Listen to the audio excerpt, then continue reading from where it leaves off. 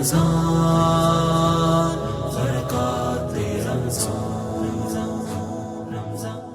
اللہ الرحمن الرحیم الحمد للہ حمد الشاکرین والصلاة والسلام علی المبعوث رحمۃ للعالمین نبینا و حبیبنا محمد وعلی آلہ وصحبہ الطیبین الطاہرین۔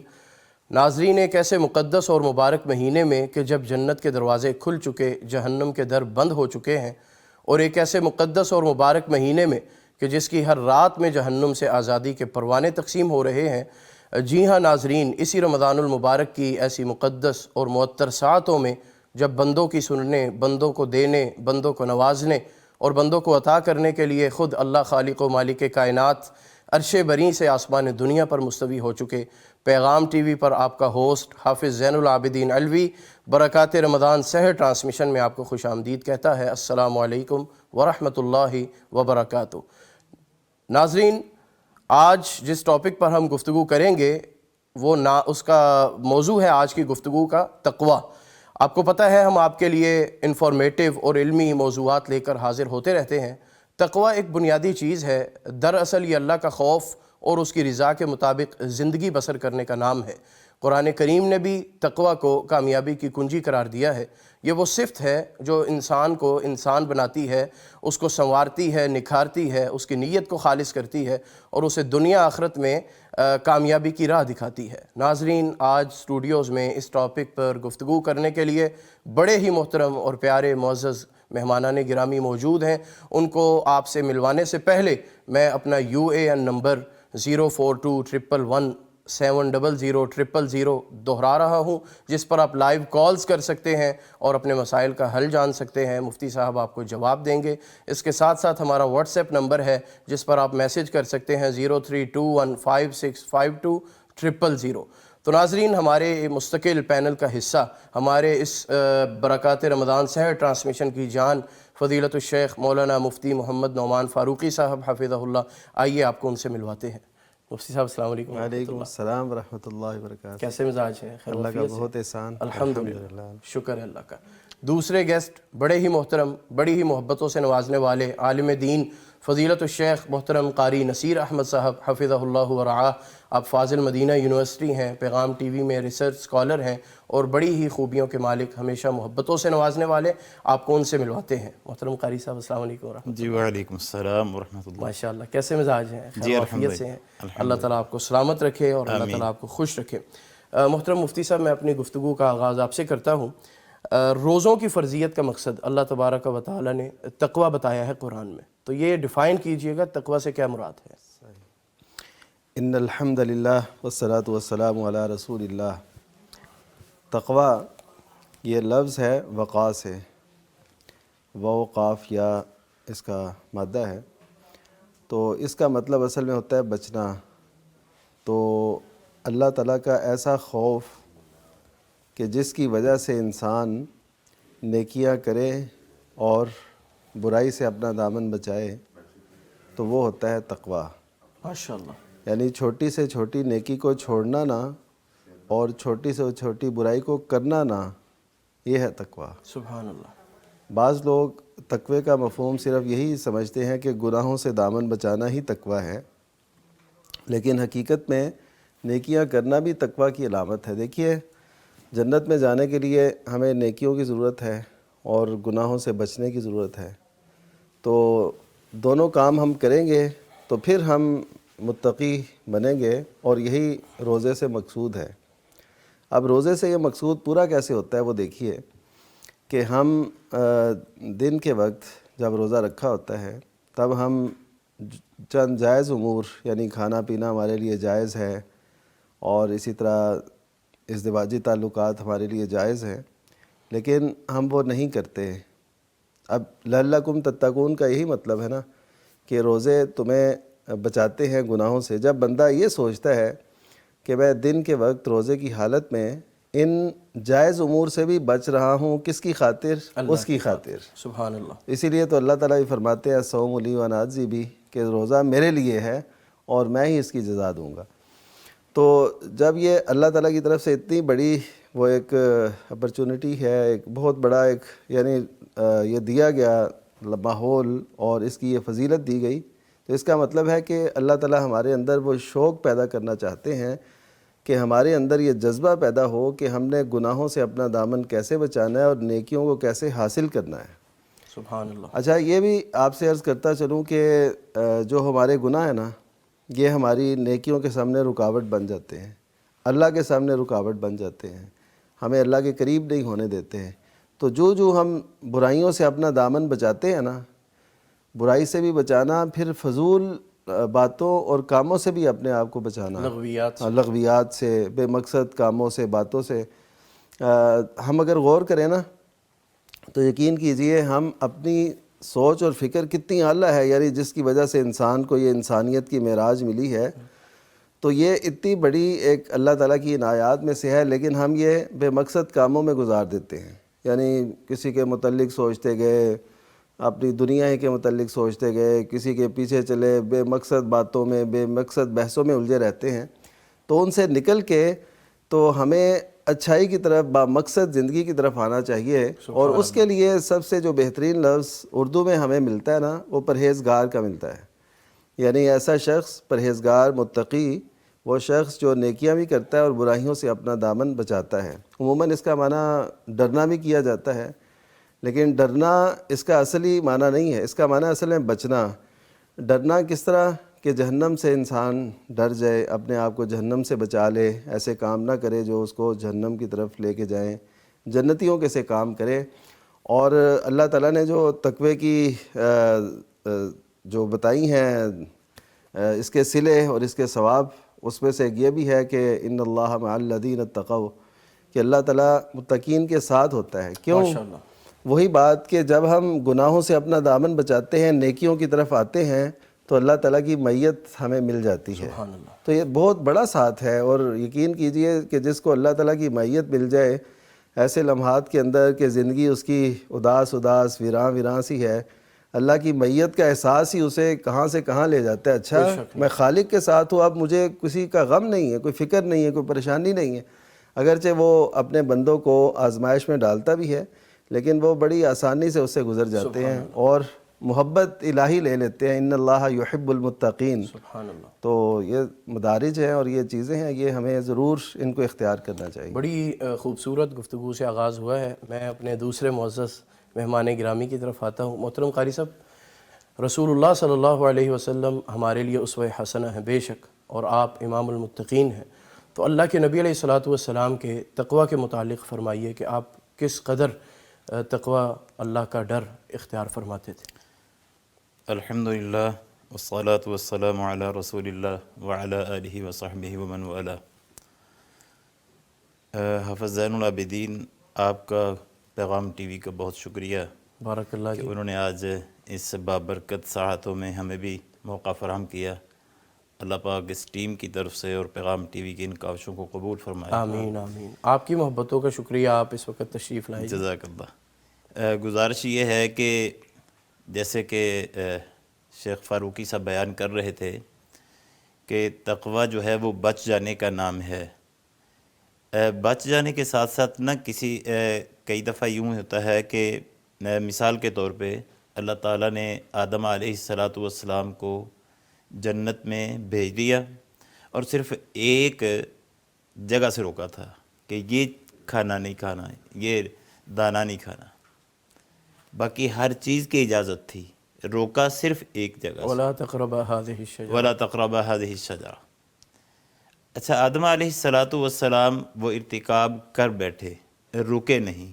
اللہ تعالیٰ نے مسلمانوں کے لیے سال میں ایک مرتبہ یہ روزے 29 یا 30 فرض کر دیے تاکہ رک جائیں، اور رک جانے سے جو ہے وہ تقوی ملتا ہے۔ سبحان اللہ، ماشاءاللہ۔ اس رک جانے سے تقوی ملتا ہے۔ لعلکم تتقون، قرآن پاک کی آیت، کہ رک جائے گا جب آدمی، برائیوں سے رک جائے گا، جو اللہ تعالیٰ نے جن چیزوں سے منع کر دیا ہے، جو منہیات ہیں، جب ان سے رک جائے گا تو یہ تقوی ہے۔ اب نیکیوں میں وہ آگے بڑھے گا۔ نبی صلی اللہ علیہ وسلم کی سیرت مبارکہ جو ہے وہ ہمارے لیے اسوہ حسنہ ہے۔ بے شک بے شک۔ آپ نے ہر موقع پر یہ تقوی کو اس طرح اختیار کیا کہ لوگ دیکھ کر بھی دنگ رہ جاتے تھے۔ مثال کے طور پہ آپ نے باوجود اس کے کہ یہاں مشکل ہو سکتی تھی، کچھ کام ہو سکتا تھا، ایک دفعہ یوں ہوا کہ وعدہ کر لیا کہ میں جو ہے وہ اتنے بجے ادھر کھڑا ہوں، وہ آدمی صحابی تھا، وہ گیا تو اس نے کہا جی میں ابھی آ رہا ہوں، آپ یہاں ٹھہریں اور میں آ رہا ہوں. تو آپ صرف اس وعدے کو پورا کرنے کے لیے، اس وعدے کو پورا کرنے کے لیے یوں کھڑے رہے، اور کتنی دیر تک کھڑے رہے.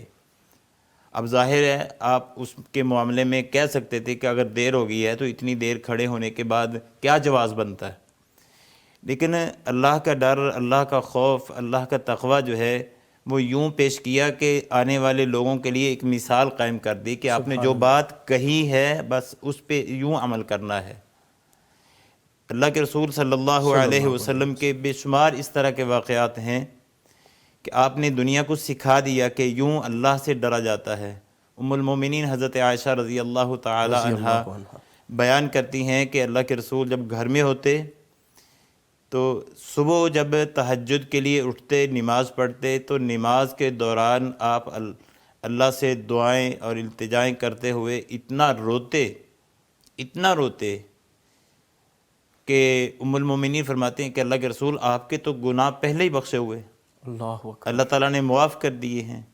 تو آپ اللہ سے معافیہ مانگتے ہوئے پھر بھی اس قدر، تو آپ نے فرمایا تھا فلا اکون عبدا شکورا. اللہ اکبر. یہ ایک سیرت پیش کی لوگوں کے سامنے کہ اکیلے ہیں، دنیا کے لیے ایک مثال بیان کر دی کہ یہ ہے اللہ کے سامنے کس طرح گریہ زاری کرنی ہے، کس طرح کھڑے ہونا ہے، اور اللہ کو پکار کے اللہ سے کس طرح معافیہ مانگنی ہے. نبی صلی اللہ علیہ وسلم صحابہ کرام کو اب تعلیم دینے کے لیے بھی، سکھانے کے لیے بھی اللہ کا تقوی یوں اختیار کیا جاتا ہے کہ بس جب بھی کسی نے سوال کیا ہے، پوچھا ہے، تو اس کو یہی کہا کہ اتق اللہ حیث ما کنت. جب بھی جہاں بھی تو نے ہونا ہے، تو اپنے گھر میں ہے، اکیلا ہے، اجتماعی میں ہے، کلاس میں ہے، یا سفر میں ہے، حضر میں ہے، گھر میں ہے، باہر دوستوں میں، مسجد میں، باہر، اتق اللہ حیث ما کنت. یہ پیارے پیغمبر کی وصیت تھی اس صحابی کے لیے. حیث ما کنت، تو جہاں بھی ہوگا تو نے اللہ کا تقوی اختیار کرتے رہنا ہے. تو نبی صلی اللہ علیہ وسلم نے تعلیم بھی تقوی کی دی، تربیت بھی تقوی کے مطابق کی، اور خود بھی دنیا کے سامنے جو ہے نا وہ اس تقوی کو اختیار کر کے جو ہے وہ مثالیں بیان کی. سبحان اللہ، ماشاءاللہ، بہت خوبصورت آپ نے وضاحت کی. مفتی صاحب محترم، جس طرح آپ نے بھی ابھی اپنی گفتگو میں فرمایا، محترم قاری صاحب نے بھی، کہ روزوں کا مقصد تقوی اختیار کرنا ہے، لعلکم تتقون. تو جو شخص روزہ رکھ کر تقوی اختیار نہیں کرتے ان کے لیے کیا نصیحت ہے؟ بس یہی ہے کہ جیسے ایک بندہ روح کے بغیر زندہ نہیں رہ سکتا، اسی طرح روزہ جو ہے نا وہ تقوی کے مقصد کے بغیر بھی پورا نہیں ہو سکتا. صحیح. تو یہ تو ایک مشق ہے نیکیاں کرنے کی اور برائیوں سے اپنا دامن بچانے کی. روزہ رکھ کے اس نے نیکی کی، اب اس کے تقاضے پورے کر کے وہ گناہوں سے اپنا دامن بچا رہا ہے. تو یہ بہت ضروری بات ہے کہ انسان نیکی بھی کرے اور برائیوں سے بھی اپنا دامن بچائے. جیسا کہ نبی کریم صلی اللہ علیہ وسلم کا ارشاد گرامی ہے کہ من لم یدع قول الزور والعمل به فلیس للہ حاجۃ ان یدع طعامہ و شرابہ، کہ جو شخص جھوٹی بات کو نہیں چھوڑتا.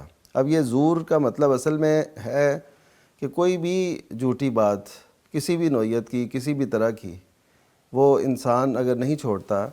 ویسے تو آپ جانتے ہیں کہ ہر حال میں ہمیں جھوٹ بولنے سے منع کیا گیا، صحیح بات، ہر حال میں، لیکن روزے میں اس سے بھی زیادہ خیال رکھنا ہے. اس سے نا کئی لوگوں نے یہ بھی اخذ کیا، یعنی جو غیر مسلم ہیں یا مسلمانوں کے ارکان پہ اعتراض کرتے رہتے، انہوں نے کہا اچھا یہ مسلمان صرف ایک مہینے جھوٹ نہیں بولتے اور اس کے علاوہ یہ بول سکتے ہیں، تو یہ مسلمان. لیکن حقیقت یہ ہے کہ ہمیں یہ کہا گیا کہ جو احتیاط تم عام دنوں میں کرتے ہو نا جھوٹ سے بچنے کی، اس سے بھی زیادہ، یعنی تمہارے قول میں، تمہارے کردار میں، تمہارے لہجے میں اور تمہارے الفاظ میں کسی بھی طرح کی جھوٹ کی آمیزش نہ ہو. صحیح. یہ ہے یعنی اس تقوی کو مزید بڑھانا رمضان المبارک کے اندر، کہ اگر تم نے روزہ رکھ کے بھی کوئی ایسا ادنا سا بھی کوئی کردار ادا کیا جھوٹ والا اور تمہارے الفاظ میں ایسی بات ہوئی تو پھر اللہ تعالیٰ کو اس کی حاجت نہیں ہے. یعنی تم نے بہت زیادہ کانشیس ہونا ہے, متفکر ہونا ہے کہ تم جھوٹ نہ بولو, غلط بیانی نہ کرو. والعمل بھی کا یہی مطلب ہے کہ آپ کے کردار سے جھوٹ نہ ہو. اب کردار میں جھوٹ کیسے ہوتا ہے کہ جیسے حذیفہ بن یمان رضی اللہ تعالیٰ عنہ فرماتے ہیں کہ جو ہے نا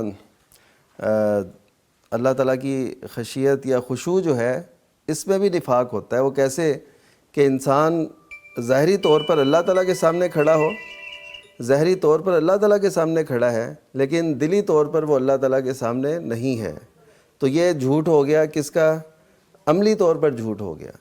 تو اسی طرح رمضان المبارک میں ہم نے ایسے جھوٹے پن کو بھی اپنے آپ سے نکالنا ہے کہ ہم ظاہری طور پہ کچھ اور حالت میں ہوں اور اندر سے ہماری حالت کوئی اور ہو.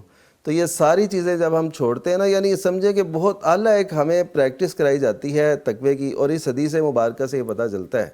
تو پھر جو ایسا نہیں کرتا تو اللہ تعالیٰ فرماتے ہیں, یعنی نبی صلی اللہ علیہ وسلم نے فرمایا فلیس للہ حاجۃ, کہ اللہ تعالیٰ کو اس کی حاجت نہیں ہے کہ وہ اپنا کھانا پینا چھوڑے. اب اس کا یہ مطلب ہے, یہ مطلب قطعاً نہیں ہے کسی سے اگر ایسا کچھ ہو گیا تو وہ کہے اچھا میرا روزہ اب گیا, یہ مطلب نہیں ہے.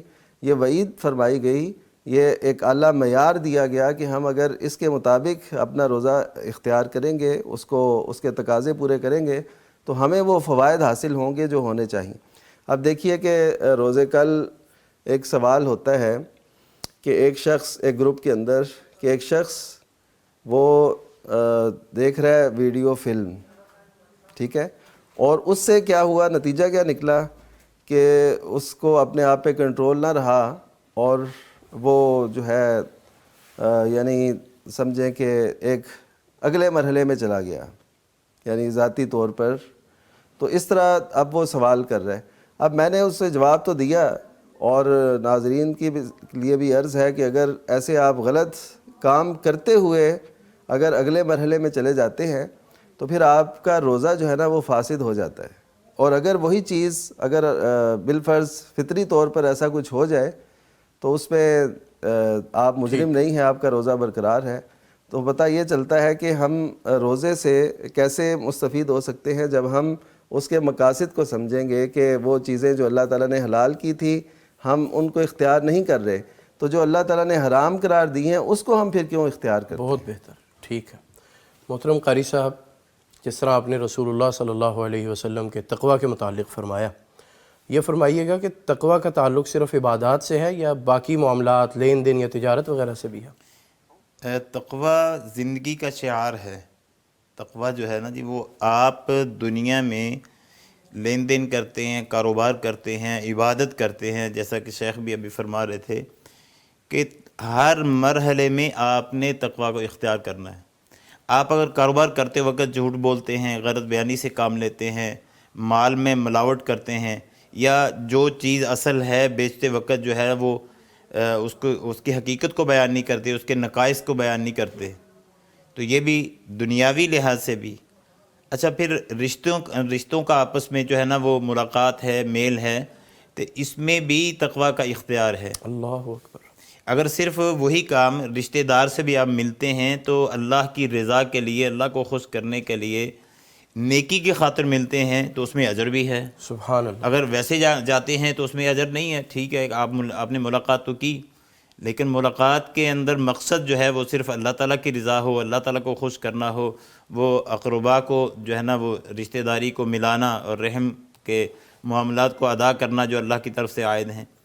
تو آپ دنیا میں کسی لحاظ سے آپ کی زندگی جیسے بھی ہے, اجتماعی ہے, انفرادی ہے, گھریلو ہے, وہ میاں بیوی کا تعلق ہے, وہ ماں باپ کا یا باپ بیٹے کا تعلق ہے, بہن بھائی کا تعلق ہے, دنیا کا کوئی معاملہ بھی, دوستوں کے ساتھ بھی, کہ آپ اس طرح کا تقوی کہ اس میں کوئی کسی قسم کی دوسری رائے یا غلط معاملات اس میں داخل نہیں ہوتے, چاہے وہ جھوٹ ہو, کسی کو دھوکہ دینا ہو, یا آپ کردار کے لحاظ سے, قول کے لحاظ سے غلط بیانی سے کام لیتے ہیں, تو وہ دنیاوی لحاظ سے بھی ہوں تب بھی دینی لحاظ سے بھی ہوں, کیونکہ مومن کا ایک شعار ہے, مومن ہمیشہ متقی ہوتا ہے. سبحان اللہ. نبی صلی اللہ علیہ وسلم نے جب وہ ایک غلہ منڈی کے اندر جا کے وہ جو غلے کا ڈھیر دیکھا تھا تو اس کے اندر ہاتھ ڈال کے دیکھا, اندر سے وہ گیلا تھا. تو اس صحابی کو کہا تھا کہ کاروبار ہے، یہ بزنس ہے، یہ تجارت ہے، تو یہاں بھی آپ نے اس چیز کو خاص خیال رکھنا ہے اس چیز کا کہ کسی کے ساتھ دھوکہ نہیں ہو۔ اللہ اکبر۔ اور نبی صلی اللہ علیہ وسلم جب صلی مدینہ اللہ میں علیہ پہنچے تھے تو مسلمان تو جو ہے وہ لوٹے پھوٹے تھے نا، ہجرت کر کے گئے، ان کے پاس تو کچھ تھا ہی نہیں، اور مدینہ منورہ کی جو غلہ منڈی تھی، بازار جو تھا، اس پہ ہولڈ یہودیوں کا تھا۔ نبی صلی اللہ علیہ وسلم نے مسلمانوں کو جو اصول بتلائے تھے، جو طریقہ بتلایا تھا، اس طریقے کی بنیاد پہ ان سے آگے بڑھ کے اب ان کی دکانداریاں یا ان کے ساتھ لوگوں کا لین دین کاروبار زیادہ ہوا۔ حضرت عبد الرحمن بن عوف رضی اللہ تعالیٰ عنہ بازار میں جاتے ہیں اور ایک ہی دن کے اندر پروفٹ اور منافع لے کے گھر میں آتے ہیں، پاس کچھ بھی نہیں تھا۔ ایک تو ہوتا ہے نا، پہلے آدمی اپنا پیسہ انویسٹ کرتا ہے تو اس پہ ٹائم لگتا ہے، اور اس پہ ٹائم لگتا ہے، کچھ بھی پاس بھی نہیں تھا۔ اس کے باوجود کیا تھا اس میں؟ اس تجارت کے اندر بھی وہ اللہ کا خوف، اللہ کا ڈر، اور بالکل ایمانداری سے پوری طریقے سے جب آدمی اس طرح تجارت بھی کرتا ہے تو اللہ تعالیٰ اس کے اندر بھی اتنی برکتیں ڈال دیتا ہے۔ سبحان اللہ۔ تو انسان جو ہے وہ چاہے اکیلا سویا ہوا ہے، چاہے وہ اکیلا ہے کسی جگہ پہ بیٹھا ہے، تب بھی اللہ کا خوف، اللہ کا ڈر اس کے دل میں موجود رہے گا کہ یہاں اکیلے میں بھی شیطان اسی وقت تو زیادہ حملہ آور ہوتا ہے کہ جب آدمی بالکل تنہا ہوتا ہے۔ تو تنہائی کو بھی پاک کرنا ہے، اجتماعیت کو بھی پاک کر رکھنا ہے، اللہ کے ڈر سے اور اللہ کے خوف سے کوئی ایسا گناہ، کوئی ایسی غلطی سرزد نہ ہو جائے جو انسان کے تقوی کے خلاف ہو، جو انسان کی اس مسلمان ہونے کی جو شان ہے اس کے خلاف ہو، اس کی شان میں کمی آئے، جس سے مسلمان کا اعتماد خراب ہو، وہ مسلمان دنیا کے کسی کونے میں ہو، مسلمان ممالک میں ہے، غیر سفر کر رہا ہے، سفر کے دوران بھی وہ ہر وقت انسان اللہ سے ڈرتا ہوا، وہ اللہ تعالیٰ کے احکام اور اللہ تعالیٰ اپنے معاملات کو درست کر کے اللہ کے حکموں کو بجا لاتے ہوئے وہ اختیار کرتا ہے، تو یہ تقوی ہے۔ سبحان اللہ، بہت بہتر، ماشاءاللہ۔ محترم مفتی صاحب، متقی شخص کی صفات قرآن و حدیث میں کیا بیان کی گئی ہیں؟ کیسا ہوتا ہے متقی آدمی؟ متقی آدمی دیکھیے، سب سے جو بنیادی بات ہے کہ ہر نیکی کو حاصل کرنے والا اور ہر برائی سے اپنا دامن بچانے والا، جیسے نبی کریم صلی اللہ علیہ وسلم کا ارشاد گرامی ہے کہ لا تحقرن من المعروف شیئا ولو ان تلقى اخاک، کہ آپ کسی بھی نیکی کو معمولی نہ سمجھیں اگرچہ اپنے بھائی کو کشادہ ظرفی سے، کشادہ چہرے سے نہ ملے، یعنی یہ بھی ملنا بھی آپ کے لیے وہ نیکی کا حصول کا باعث ہے۔ تو چھوٹی سے چھوٹی نیکیوں کو اختیار کرنا اور چھوٹی سے چھوٹی برائیوں سے اپنا دامن بچانا، یعنی بعض اوقات ہوتا ہے انسان کہتا ہے کہ یار یہ تو اتنی بڑی کوئی ممانت نہیں ہے، لیکن اس سے بھی اپنا دامن بچا لینا یہ تقوی میں آتا ہے۔ ایک تو پہلی صفت یہ ہے، دوسری صفت یہ ہے کہ اپنے اندر عدل کا جو ہے نا وہ پیدا کرنا، شوق، جذبہ کہ عدل کا جہاں تک میرا بس چلے عدل کا قیام، کیونکہ جیسے اللہ تعالیٰ نے فرمایا ہے کہ اعدلوا ولو کان ذا قربا، اور اسی طرح یہ فرمایا کہ اللہ سے ڈرو اور عدل کرو۔ نبی کریم صلی اللہ علیہ وسلم نے بھی سیدنا نعمان بن بشیر رضی اللہ تعالیٰ عنہ کے اس کیس میں، اس واقعے میں جو مشہور ہے، انہوں نے حضرت بشیر نے اپنے بیٹے کو غلام دیا، تو اس وقت بھی نبی کریم صلی اللہ علیہ وسلم نے ان سے یہ فرمایا تھا کہ تم نے دوسروں کو، اولاد میں سے دوسروں کو نہیں دیا، صرف ان کو دے رہے ہو، تو میں ظلم پہ گواہ نہیں بنتا۔ تو اسی حدیث میں، صحیح بخاری میں اور دیگر کتب میں یہ حدیث ہے، واتقوا اللہ وعدلوا بین اولادکم، کہ اللہ سے ڈر جاؤ اور اپنی اولاد کے درمیان عدل کرو۔ اس کا مطلب ہے جس کے دل میں عدل ہوگا، جس کے دل میں تقوی ہوگا، اس کے جو ہے نا معاملات میں عدل بھی ہوگا۔ اب عدل کا اتنا خیال رکھنے کا اولاد کے درمیان کہا گیا ہے، لیکن ہمارے اس معاشرے کے اندر اس کا فقدان ہے۔ جب اولاد میں نہیں ہے تو آپ کیسے کہہ سکتے ہیں کہ ملکی سطح پر عدل ہوگا؟ جب اولاد میں عدل نہیں رکھا جاتا، عدل کا مطلب، اچھا لوگ یہ سمجھتے ہیں شاید برابری ہے، عدل کا مطلب یہ ہوتا ہے کہ جس کا جو حق بنتا ہے نا وہ اسے دیا جائے۔ صحیح، یعنی بڑا بیٹا ہے، اس کو ظاہر ہے آپ نے زیادہ اس پہ خرچ کرنا ہے، جو چھوٹا ہے ابھی اس کی ضروریات اتنی ہیں، اس پہ اتنا خرچ کرنا ہے، تو یہ عدل ہی ہوگا۔ اگر ہبہ ہے یا تحفہ ہے، وہ اگر آپ نے دیا ہے کسی کو تو پھر ظاہر ہے اس میں اولاد کو برابر کرنا ہے۔ تو یہ ہم بتا رہے ہیں کہ تقوی کی علامات کیا ہیں، تقوی کیسے عدل کے ساتھ کھڑے ہو جائیں، سبحان اللہ. عدل کے ساتھ کھڑے ہو جائیں، آپ متقی ہیں. اچھا، پھر تقوی جو ہے وہ اپنے معاملات کے اندر کہ ایسے سمجھنا کہ اللہ تعالیٰ مجھے ہر وقت دیکھ رہا ہے، سبحان اللہ. میں اللہ کی نگاہ میں ہوں. یہ اہل تقوی کی یہ بہت بڑی صفت ہے. جیسا کہ نبی کریم صلی اللہ علیہ وسلم نے فرمایا کہ اتق اللہ حیثما کنت، کہ تو جہاں کہیں بھی ہو اللہ کا جو ڈر ہے، خوف ایسا اپنے دل میں رکھنا کہ کوئی بھی غلط کام کرنا نہیں ہے اور کوئی بھی اچھا کام چھوڑنا نہیں ہے. تو یہ تقوی کی وجہ سے یہ چیزیں صفات حاصل ہوتی ہیں. اب دیکھیے کہ وہ حدیث مبارکہ جو نبی کریم صلی اللہ علیہ وسلم نے فرمائی کہ روز قیامت ایسے لوگ آئیں گے کہ ان کی نیکیاں ایسے ہوں گی جیسے تہامہ کے پہاڑ ہوتے ہیں. یعنی نیکیاں دیکھیں اپنا ایک وجود رکھتی ہیں. اس حدیث مبارکہ سے پتہ چلتا ہے کہ نیکیوں کی ایک حالت، ایک شکل اللہ تعالیٰ بناتے ہیں اور وہ ایسے ہوں گی جیسے پہاڑ ہوں، اور تہامہ کے پہاڑ بڑے بلند و بالا. تو ان پہاڑوں کی طرح نیکیاں ہوں گی، لیکن اللہ تعالیٰ انہیں حبام منصورہ کر دے گا جیسے اڑتی ہوئی خاک ہوتی ہے. اب یہ کیوں ہوگا؟ نبی کریم صلی اللہ علیہ وسلم سے صحابہ نے پوچھا. وہ تو عمل کی حفاظت کرنے والے تھے، کیونکہ وہ عمل برائے عمل نہیں کرتے تھے، وہ عمل برائے جزا کرتے تھے، برائے ثواب کرتے تھے کہ اس کا ثواب ملے. تو ایک ایسے دن میں جب ثواب کی اشد ضرورت ہو اور بندے نے محنت کر کر کے آگے کچھ بھیجا اور وہ ساری نیکیاں اللہ تعالیٰ، وہ قدردان ذات، ان کو بالکل حبام منصورہ اڑتی ہوئی خاک کی طرح کر دے، تو آخر کیا وجہ ہے؟ صحابہ نے عرض کی تو ہمیں بیان کریں کہ وہ کیسے لوگ ہیں. تو آپ نے فرمایا کہ وہ تم ہی میں سے ہیں، یعنی مسلمانوں میں سے، اس امت کا حصہ ہوں گے، لیکن ان کے اندر جرم کیا ہوگا؟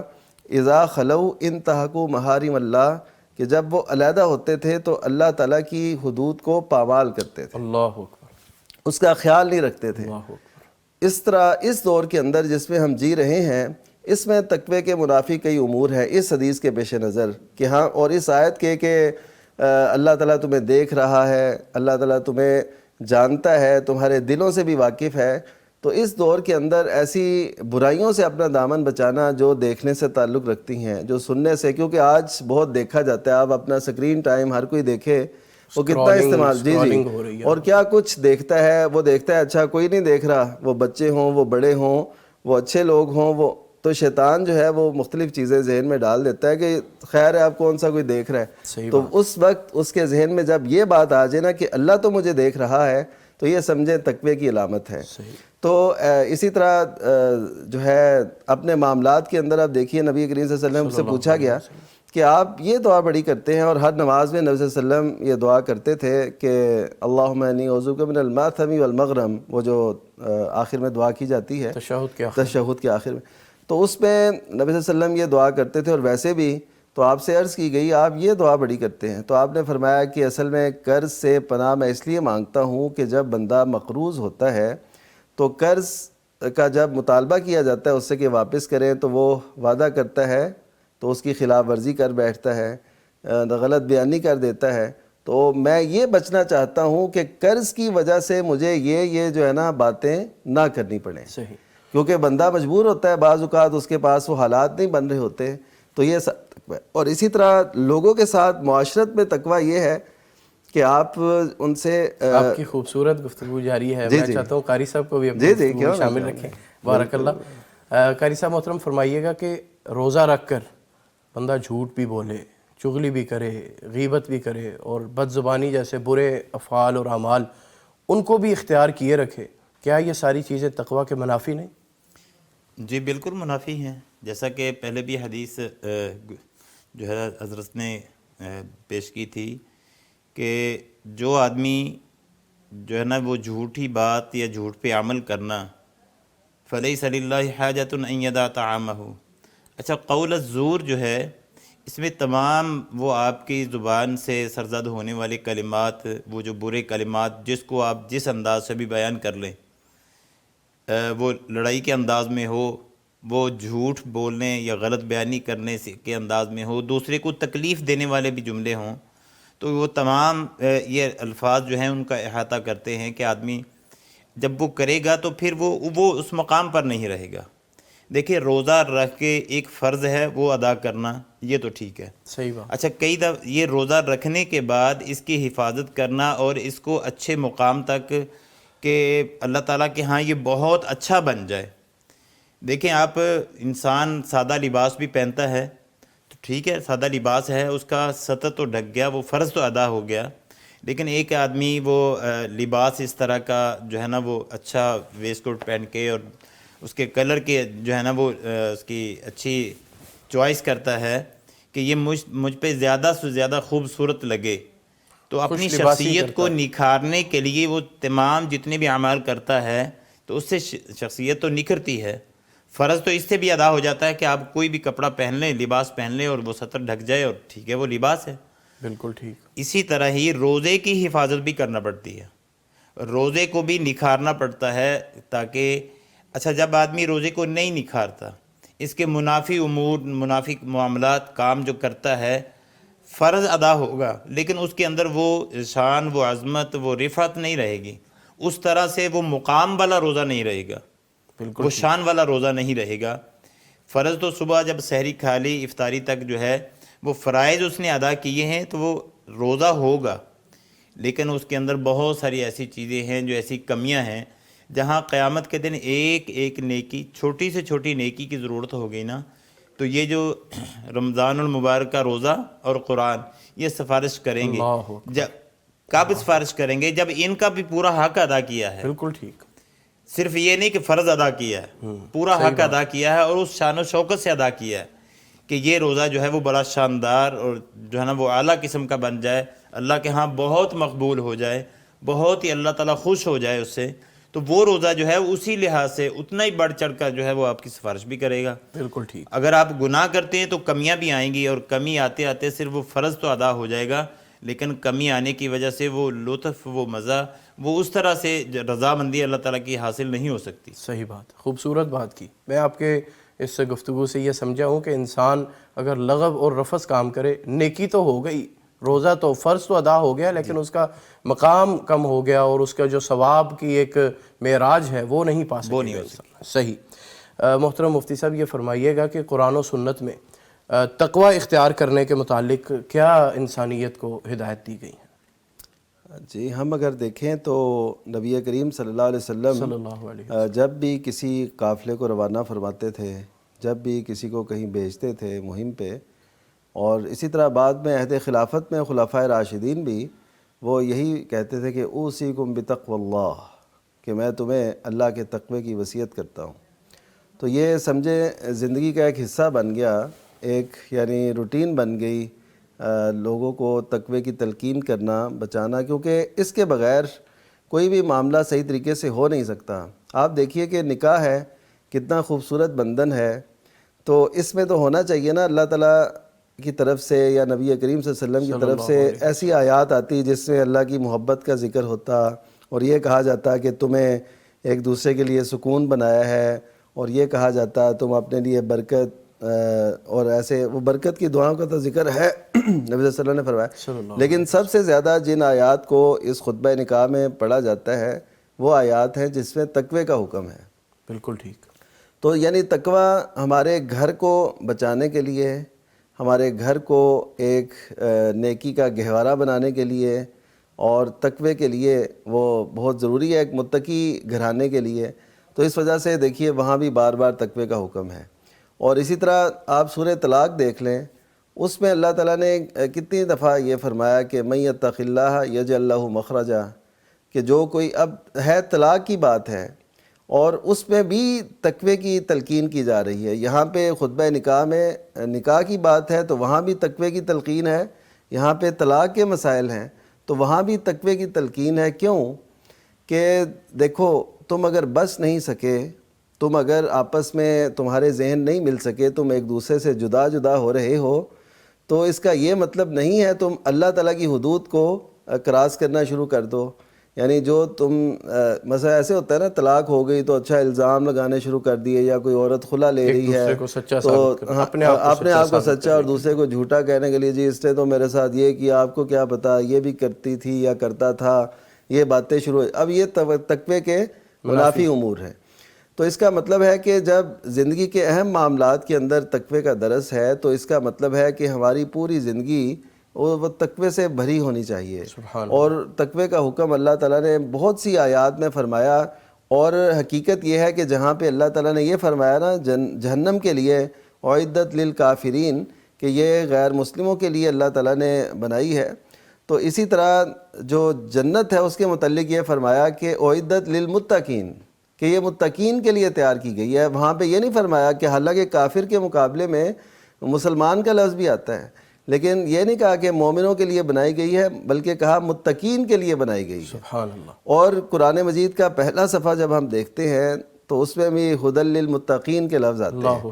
اس کا مطلب کیا ہے کہ یہ ہدایت ہے متقین کے لیے، یعنی جنہوں نے اپنی دل کی کھیتی کو ایسے ہموار کیا ہے اور اس کے اندر سے جڑی بوٹیاں اور ایسی چیزیں نکال کے تقوی کو جگہ دی ہے، ان کے لیے قرآن مجید ہدایت بن جاتا ہے. سبحان اللہ. اور ان کے لیے پھر ایک ایک چیز زندگی کی وہ بڑے اچھے طریقے سے گزرتی ہے. اور آگے پھر اسی متقین کی ساری وضاحت ہے. اور پورے قرآن مجید میں بہت مقامات پہ یہ فرمایا گیا. مثلا ایک جگہ پہ اللہ تعالیٰ فرماتے ہیں مثل الجنت التی وعد المتقون، کہ وہ جنت اس کی صفت ایسے ہے، اس کی خوبی، اس کے محاسن ایسے ہیں جس کا متقین سے وعدہ کیا گیا. اب اس کا مطلب ہے کہ جنت اصل میں متقین کی وراثت ہے. سبحان اللہ. جنت متقین کے لیے اللہ تعالیٰ نے بنائی ہے، تو ہمیں بھی اس تقوی کی اس معراج تک جانا ہے کہ ہم بھی جنت کے وارث بن سکیں. سبحان اللہ. زبردست. اور یہی وہ لفظ ہیں جو اللہ تعالیٰ نے فرمائے کہ قو انفسکم واہلیکم نارا. قو کا جو لفظ ہے نا یہ بھی تقوی سے ہے، یعنی اس کا مادہ بھی وہی ہے جو وقار، جیسے میں نے پہلے عرض کیا، اپنے آپ کو اور اپنے گھر والوں کو جہنم کی آگ سے بچا لو. ہر کوئی اگر یہ کوشش کرے گا تو دیکھیے بات کہاں بہتر ہوگی انشاءاللہ. صحیح بات ہے. محترم قاری صاحب، تقوی کے ہماری سوسائٹی پر اور ہمارے اس معاشرے پر کیسے اور کیا اثرات مرتب ہوتے ہیں؟ اللہ اکبر. تقوی جب انسان اختیار کر لیتا ہے تو یہ معاشرہ مثالی معاشرہ بن سکتا ہے، یہ بہترین معاشرہ بن سکتا ہے. جیسا کہ شخصاً میں بھی ذکر کیا کہ جب کتنا پیارا بندھن ہے کہ جب نکاح ہوتا ہے تو اللہ تعالیٰ نے نبی صلی اللہ علیہ وسلم کے ذریعے جو ہمیں ہدایات فرمائیں. پیارے پیغمبر جب بھی خطبہ نکاح پڑھتے تو وہ صرف تقوی والی آیات ہیں. اچھا، اس میں اب چونکہ ایک دو فیملیاں آپس میں مل رہی ہیں، دو افراد آپس میں مل رہے ہیں، تو ظاہر ہے اب زندگی میں کچھ ایسے معاملات آئیں گے کہ ٹکراؤ ہوگا. اگر عورت ہے تو عورت جب سسرال میں جاتی ہے، اب ظاہر ہے اس کے اپنے بہن بھائیوں کی بھی اس کے دل کے اندر محبت ہے، تو اب جب سسرال میں آئی ہے تو یہاں بھی اس کے خامند کے بہن بھائی موجود ہیں، والدین موجود ہیں. اب یہاں پہ جب وہ کوئی بات اس کے والدین کے بارے میں کوئی بات ہوگی تو آپس میں دراصل محبتیں ٹکرائیں گی. اب اس نے پاس رکھنا ہے اپنے بہن بھائیوں کی محبت کا بھی، اور اب اس نئے رشتے کے جو قائم ہوئے ہیں اس محبت کا بھی پاس رکھنا ہے. اب یہاں اگر صرف تقوی ہوگا تو یہ درمیان میں فیصلہ ہو سکے گا، عدل ہو سکے گا. سبحان اللہ. ورنہ تو پھر میدان اگر ایک دفعہ ہے ایک طرف ہو جائے گا کہ وہ عورت کہے کہ لو جی اس نے میرے بہن کو، میرے بھائی کو، میرے والد کو، میری والدہ کو کچھ کہا ہے، تو پھر وہ رشتہ آگے چل نہیں سکے گا. اگر تقوی نہیں ہوگا تو پھر آگے وہ چل نہیں سکے گا. صحیح بات. تو یہ جب اب دو رشتے ہیں، اب دو خاندان ہیں، ان دو افراد کے اس تقوی اختیار کرنے سے ہی امن و سکون ہے گھر میں. ظاہر ہے سوسائٹی اسی سے بنتی ہے. اچھا، اسی سے سوسائٹی بنتی ہے، اور گھر میں امن اور سکون ہے کس وجہ سے کہ دونوں ہی اللہ سے ڈرنے والے، اللہ کا تقوی اختیار کرنے والے ہیں اور کسی غلط چیز کو اختیار نہیں کر رہے. تو جب گھر کے اندر امن ہوگا اور وہ بچے جو پروان چڑھ رہے ہیں گھر کے اندر، وہ اسی بنیاد پہ کہ گھر کے اندر میاں بیوی کا کوئی کلیش، کوئی لڑائی، کوئی کسی قسم کا جو ہے وہ شور و غوغا نہیں ہوتا، تو ان کے ذہنوں میں بھی یہی سلامتی، یہی سکون، یہی امن ان کے ذہن میں رہے گا. اور پوری دنیا کا معاشرہ جو ہے یہ دو افراد سے جب کنبہ بنتا ہے اور اس کنبے سے آگے خاندان اور خاندان سے پوری سوسائٹی بنتی ہے، تو یہ تقوی کی آثار ہیں. اچھا، پھر یہ ہے کہ ٹھیک ہے دنیا کے اندر ایسے معاملات ہوتے ہیں کہ جب دو افراد رشتہ ازدواج میں منسلک ہوئے، ان کا نبھا نہیں ہو سکا، تو وہاں بھی جو ہے وہ طلاق طلاق کی جب نوبت آتی ہے تو وہاں پھر وہ تقوی ہے کہ ٹھیک ہے تم چند دن، چند مہینے، چند سال آپس میں اکٹھے رہے. اب جو اکٹھے رہے تو ان رازوں کو بھی افشا نہیں کرنا، اللہ اکبر. پھر تانا دے کے پھر وہ خاندانوں کو. میں اس کی مثال ہمارے سامنے ہی ہے کہ دیکھو یہ تقوی ہی ہے. ہمارے استاد بھی تھے شیخ الحدیث مولانا حافظ عبد المنان نور پوری اللہ اکبر رحمۃ رحمہ اللہ علیہ رحمتاً بڑی واسعہ. ہی صفات کے مالک. اچھا وہ حافظ عبد الرؤف صاحب تھے، ان کے داماد تھے، شاگرد تھے ہمارے، جو ہے نا وہ کلاس فیلو ہی سمجھ لیں، 1 سال کا فرق تھا. تو وہ ان حافظ صاحب نے اپنی بیٹی کا نکاح ان سے کیا. اب وہ نباہ نہیں ہو سکا. یعنی یہ مثال معاشرے کی بہترین روشن مثالیں ہیں. نہیں نباہ ہوا، کوشش کی 1 دفعہ 2 دفعہ، بالآخر جو ہے وہ نوبت طلاق تک آ گئی. اچھا جب طلاق ہو گئی تو طلاق ہونے کے بعد ایک دن ایسا آیا کہ پتہ چلا کہ عبدالرؤف جو ہے نا وہ بیمار ہیں. حافظ صاحب تشریف لے گئے تیمارداری کی تیمارداری کے لیے، اور اس کو کہا کہ دیکھو میرا اور تیرا 3 طرح کا رشتہ تھا. ایک داماد اور سسر کا رشتہ تھا، ایک چونکہ مسلمان بھائی بھائی ہیں یہ بھائی کا رشتہ تھا، اور ایک استاد اور شاگرد کا رشتہ تھا. ایک رشتہ ٹوٹا ہے، 2 باقی ہیں. اللہ اکبر. ارے واہ خوبصورت. یعنی معاشرہ یوں بنتا ہے، صحیح بات. ایک رشتہ ٹوٹ گیا ہے، نہیں نبھا ہو سکا، کوئی بات نہیں، لیکن 2 رشتے باقی ہیں. تمہیں کبھی ضرورت ہو، کبھی کوئی معاملہ ہو، تم پھر بھی میرے پاس آؤ، میرے سے ملاقات کرو، میں آپ کی ہیلپ کرنے کے لیے تیار ہوں. سبحان اللہ سبحان. تو یوں تقویٰ ہوتا، یہ تقویٰ ہے، اور اس تقوی کی بنیاد پہ یہ معاشرہ جو ہے وہ بہترین مثالی بن بہت سکتا ہے. خوبصورت. ناظرین تقوی کے حوالے سے بڑی ہی پیاری گفتگو جاری ہے، اذان فجر تک جاری رہے گی، لیکن وقت ہوتا ہے ایک چھوٹی سی بریک کا. سٹے ود اس. ویلکم بیک ناظرین. برکات رمضان سحر ٹرانسمیشن جاری ہے. UAN نمبر دہرائے دیتا ہوں 04211170000. کالز کیجئے، اپنے مسائل کا حل جانیے. مفتی صاحبان موجود ہیں. اس کے ساتھ ساتھ ہمارا واٹس ایپ نمبر بھی ہے 0321565200. مفتی صاحب بریک میں جانے سے پہلے تقوی کے حوالے سے آپ دونوں معزز مہمان بڑی خوبصورت گفتگو کر رہے تھے، سوالات کے جواب دے رہے تھے. فرمائیے گا کہ تقوی اور ایمان کا کیا تعلق ہے؟ جی، ایمان اصل میں بنیادی عقائد کا نام ہے. جیسے نبی کریم صلی اللہ علیہ وسلم وہ حدیث جبریل میں آپ صلی اللہ علیہ وسلم نے فرمایا کہ ان تؤمن باللہ و ملائکتہ و کتبہ و رسلہ والیوم الآخر والقدر خیر و شر. تو یہ ایمان ہے. تو یہ ہے عقیدے کا نام، ایک مضبوط چٹان کی طرح عقیدہ ہو جائے ان سب پہ کہ یہ ہمارا ایمان ہے اور یہ ہمارا یقین ہے. تو اب تقویٰ کیا ہے؟ وہ اس ایمان کی آبیاری کرتا ہے.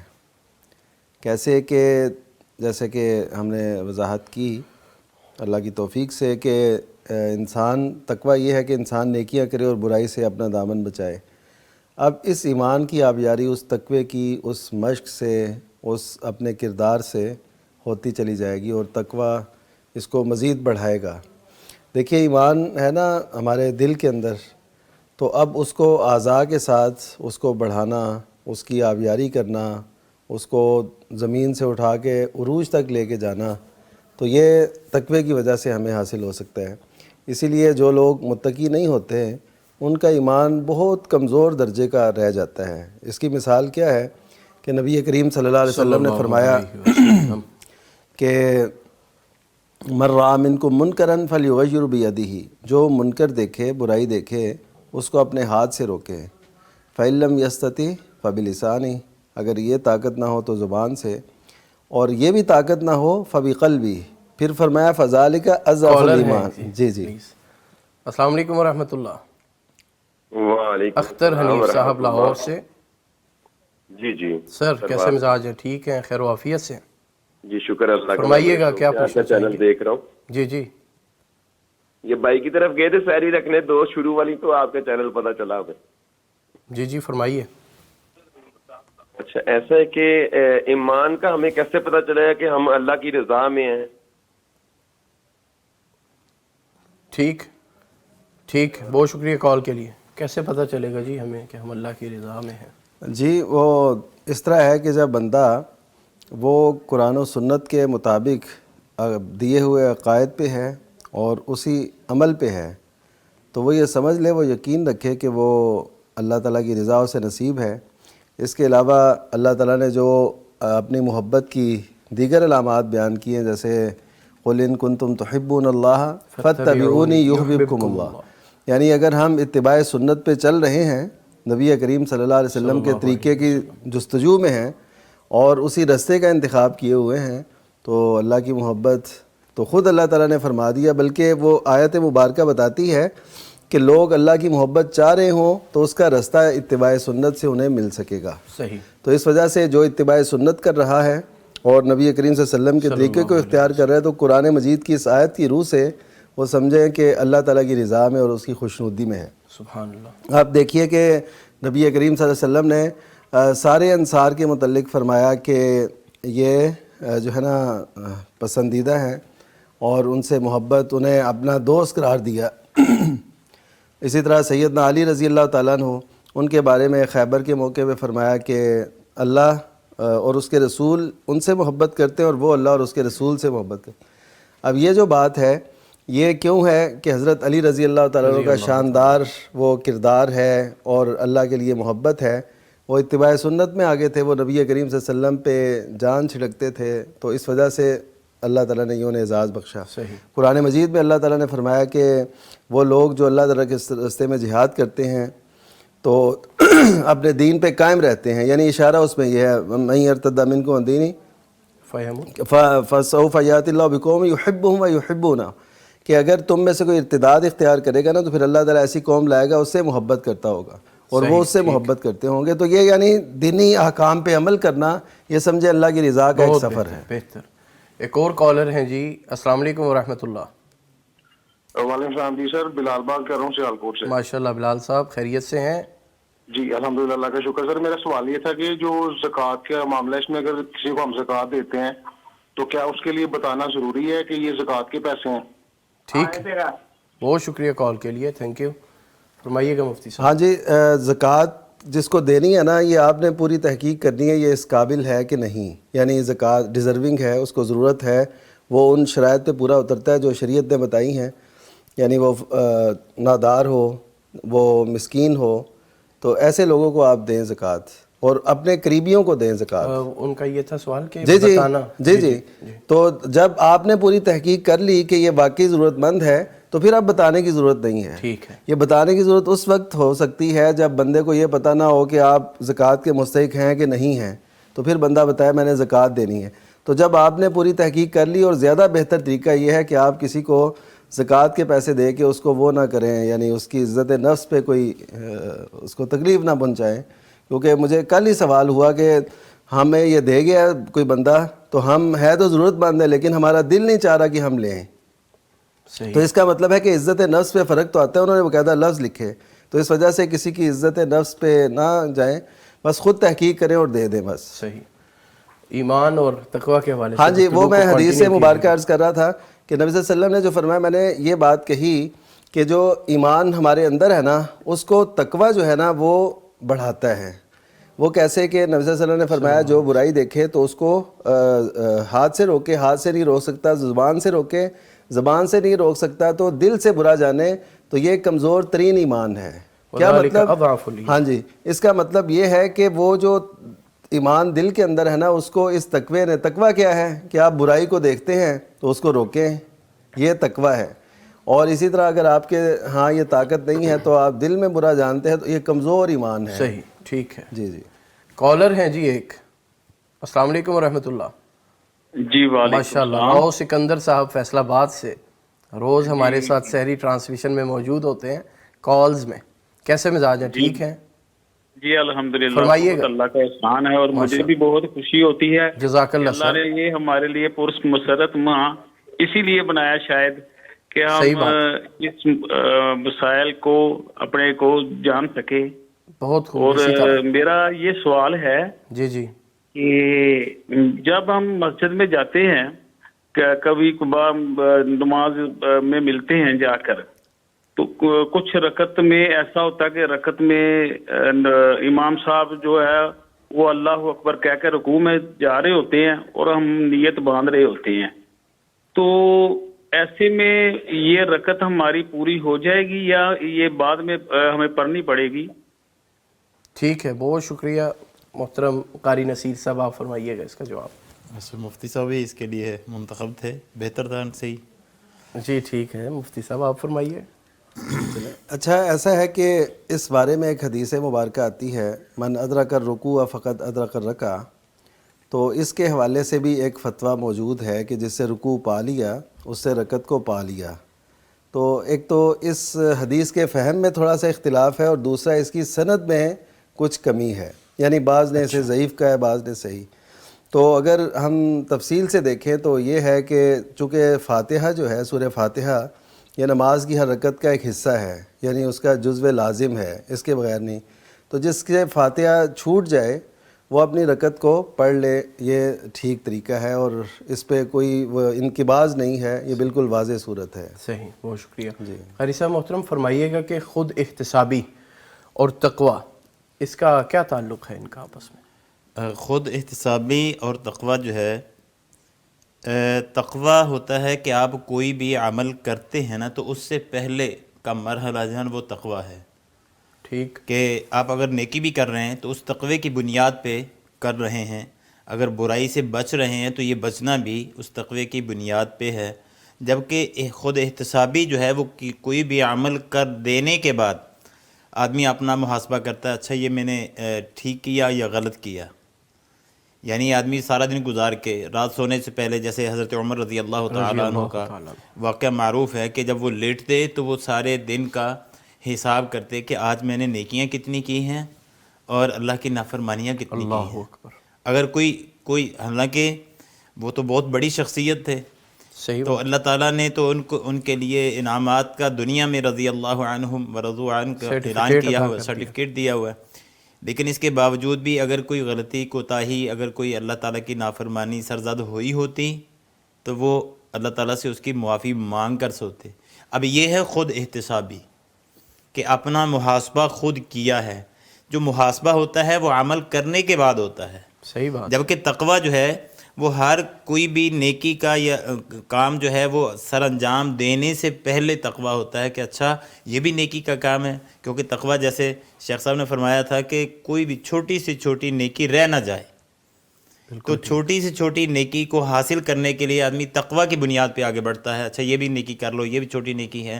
صرف دوسرے بھائی کو مسکراہٹ کے ساتھ مل جانا یہ بھی نیکی ہے، آدمی اس کو بھی جانے نہیں دیتا، تو یہ تقوی کی بنیاد، یہ بھی تقوی کی بنیاد پر ہی ہے۔ خود احتسابی ہاں تقوی کو جلا بخشتی ہے، یہ خود احتسابی تقوی کو جلا بخشتی ہے، کیونکہ برائیوں سے بچنا ہے۔ اچھا انسان جب اپنا خود احتسابی کرتا ہے، محاسبہ خود کرتا ہے، تو پھر اب وہ اس کو یاد آتا ہے اچھا فلاں موقع پہ یہ مسٹیک ہوئی ہے، یہ غلطی ہوئی ہے، یہاں پہ ہو سکتا ہے اللہ تعالیٰ کی نافرمانی کے زمرے میں آ جائے، تو وہ اللہ تعالیٰ سے استغفار کرتا ہے۔ اب استغفار کرنا اور اپنے آپ کی وہ گناہوں کی اور غلطیوں کی معافی مانگ لینا، اپنا محاسبہ کر لینے سے وہ تقوی اور بڑھ جائے گا، سبحان اللہ، اس میں اور اضافہ ہو جائے گا، اس کو جلا بخشے گا یہ عمل اور یہ کام۔ بالکل ٹھیک۔ کالر ہے جی ایک، السلام علیکم ورحمۃ اللہ۔ وعلیکم السلام، عبدالحمید فاروقی صاحب فاروقی بات کر رہا ہوں جی۔ جی جی سر فرمائیے، کیسے مزاج ہے؟ خیر و عافیت سے؟ الحمدللہ ماشاء ٹھیک اللہ، ٹھاک۔ ماشاء اللہ، فرمائیے کیا پوچھنا چاہیں گے؟ وعلیکم السلام، میں نے اپنے ٹی وی کا والیوم پلیز آف کیجئے گا تاکہ آپ کی آواز ہمیں صحیح طریقے سے پہنچ سکے۔ جی جی جی میں ملازمت کرتا ہوں جی۔ جی، میری تنخواہ اتنی ہے کہ گھر کا خرچہ اور مکان کا کرایہ چلتا ہے۔ اچھا جی، تو مسئلہ یہ پوچھنا ہے کہ کیا میں نے بچی کی شادی کرنی ہے، زکوٰۃ کے پیسے لے کر شادی کر سکتا ہوں بچی کی؟ ٹھیک، بہت شکریہ کال کے لیے۔ مفتی صاحب جواب دیجیے گا پلیز۔ جی، پہلی تو یہ بات ہے کہ شادی جو ہے نا انتہائی سادگی سے ہونی چاہیے، کہ جس میں آپ کو قرض بھی نہ لینا پڑے اور جس میں آپ کو زکوٰۃ نہ لینی پڑے، کیونکہ یہ ایسی کوئی ضرورت نہیں ہے کہ آپ نادار ہوں، آپ کا گزر بسر نہ ہو رہا کہہ رہے ہیں نا کہ میرے وسائل ہی نہیں ہیں شادی کا۔ جی میں بتا رہا ہوں کہ پہلی چیز یہ ہے کہ آپ نے یہ کوشش کرنی ہے کہ آپ شادی انتہائی سادگی سے کریں، ایسے لوگ تلاش کریں جو آپ جیسے ہوں یا آپ سے بہتر ہوں، تاکہ آپ پہ وہ خرچ نہ آئے۔ اسلام نے تو عورت کی شادی پہ کوئی رکھا ہی نہیں نا، یہ ساری ذمہ داری حق مہر کی ہو اور ولیمے کی ہو، یہ مرد پہ ہے۔ تو براتیں لے کے جانا اور یہ سارا کچھ کرنا یہ درست نہیں ہے۔ اسی طرح جو جہیز کا سامان ہمارے ہاں تیار کیا جاتا ہے اور بہت زیادہ، تو اس کا بھی اسلام کے اندر اس طرح نہیں ہے جیسے ہم نے سمجھ لیا کہ بہت زیادہ کرنا۔ تو جب یہ دونوں چیزیں نہیں ہوں گی تو ان کی شادی کے لیے انہیں زکوٰۃ لینے کی ضرورت پیش نہیں آئے گی، میں یہ کہنا چاہتا ہوں۔ تو بالفرض اگر وہ اس کے بغیر کوئی چارہ نہیں ہے، یعنی آج معاشرے میں یہ چیز ہو گئی ہے، تو پھر لے سکتے ہیں زکوٰۃ، کیونکہ یہ ایک بنیادی ضرورت ہے اس کو پورا کرنے کے لیے۔ ٹھیک ہے، بہت شکریہ۔ کالر ہیں جی ایک اور۔ السلام علیکم ورحمۃ اللہ۔ جی وعلیکم راؤ السلام۔ سکندر صاحب، پھر ایک جی مرتبہ صاحب، ویلکم بیک سر، فرمائیے۔ صاحب راؤ سکندر بول رہا ہوں۔ جی سر، آپ نام نہ بھی لیں گے تو اب آپ کی آواز یاد ہے ہمیں۔ تو قاری صاحب میرا ایک اور سوال ہے جی یہ جو میرے ساتھ بہت پیش آتا ہے بار بار، کہ میں قبرستان میں جاتا ہوں، میرے والدین دونوں فوت ہو چکے ہیں، والدہ اور والدہ، اللہ تعالیٰ ان کی مغفرت فرمائے جی۔ تو جب میں جاتا ہوں تو کبھی کبھار میں مٹی میں اپنا ہاتھ قبر پر پھیرتا ہوں، اور جیسے پاؤں کی طرف آتا ہوں تو زیادہ محبت سے پھیرتا ہوں ہاتھ مٹی میں، تو اس سے مجھے کچھ دل میں راحت سی محسوس ہوتی ہے، خوشی ذرا محسوس کرتا ہوں، جیسے کہ بریک تھوڑا سا کم ہو گیا ہے۔ تو کیا یہ شرک تو نہیں ہے کہ اس طرح قبر کو جا کر محبت سے اپنے والدین کی قبر پر جانا؟ اور یہ کب نبی پاک صلی اللہ علیہ وسلم سے بھی ثابت ہے کہ ہفتے میں 1 دفعہ 2 دفعہ یہ کتنی بار جانا چاہیے؟ یہ بھی ذرا وضاحت کر دے، شکریہ۔ بہت شکریہ سر، تھینک یو۔ فرمائیے گا مفتی صاحب، ایسے کمال محبت ہوتی ہے ماں ہاں، باپ والدین سے بڑی دنیا محبت سے چلے ہوتی ہے، جانے اور کے بعد وہ یہ بہرحال جس میں ایسا کوئی معاملہ جس میں عقیدے کی کوئی ایسی بات وہ نہ ہو، یہ یعنی ادباً یا احترام سے یا محبت سے ایسا کرتے ہیں، بہرحال ایسی باتوں سے بچنا زیادہ بہتر ہوتا ہے۔ یعنی آج یہ ہے، اس سے بڑھ بھی سکتا ہے، کوئی دیکھ کے انہیں کوئی اور وہ بھی ایسا شروع کر دے، یعنی ان کا تو عقیدہ کچھ اور ہے، تو ایسے جو شرک آیا انسانیت میں وہ بھی ایسے ہی آیا نا کہ نیک لوگوں کی مورتیاں سامنے رکھی جاتی تھیں اور عبادت کی جاتی تھی تاکہ ہم ان جیسے بن جائیں۔ اگلی نسل نے ان جیسے بننے کی بجائے انہیں ہی اپنا معبود بنا لیا، تو شرک انسانیت میں ایسے آیا ہے۔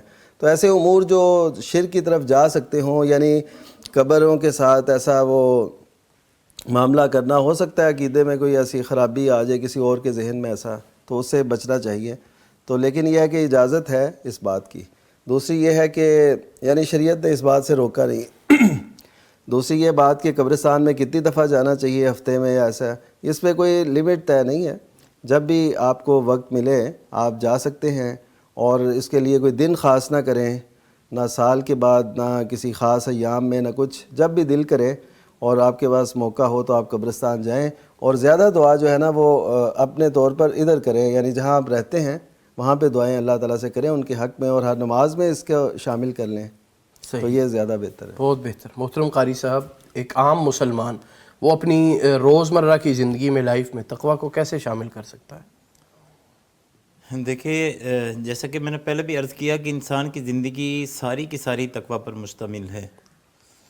تو جب انسان دنیا کا کوئی بھی کام کر رہا ہے، کوئی ملازم ہے، کوئی تاجر ہے، کوئی بھی معاملات ظاہر زندگی گزار رہا ہے، تو کوئی نہ کوئی کام تو کر ہی رہا ہے۔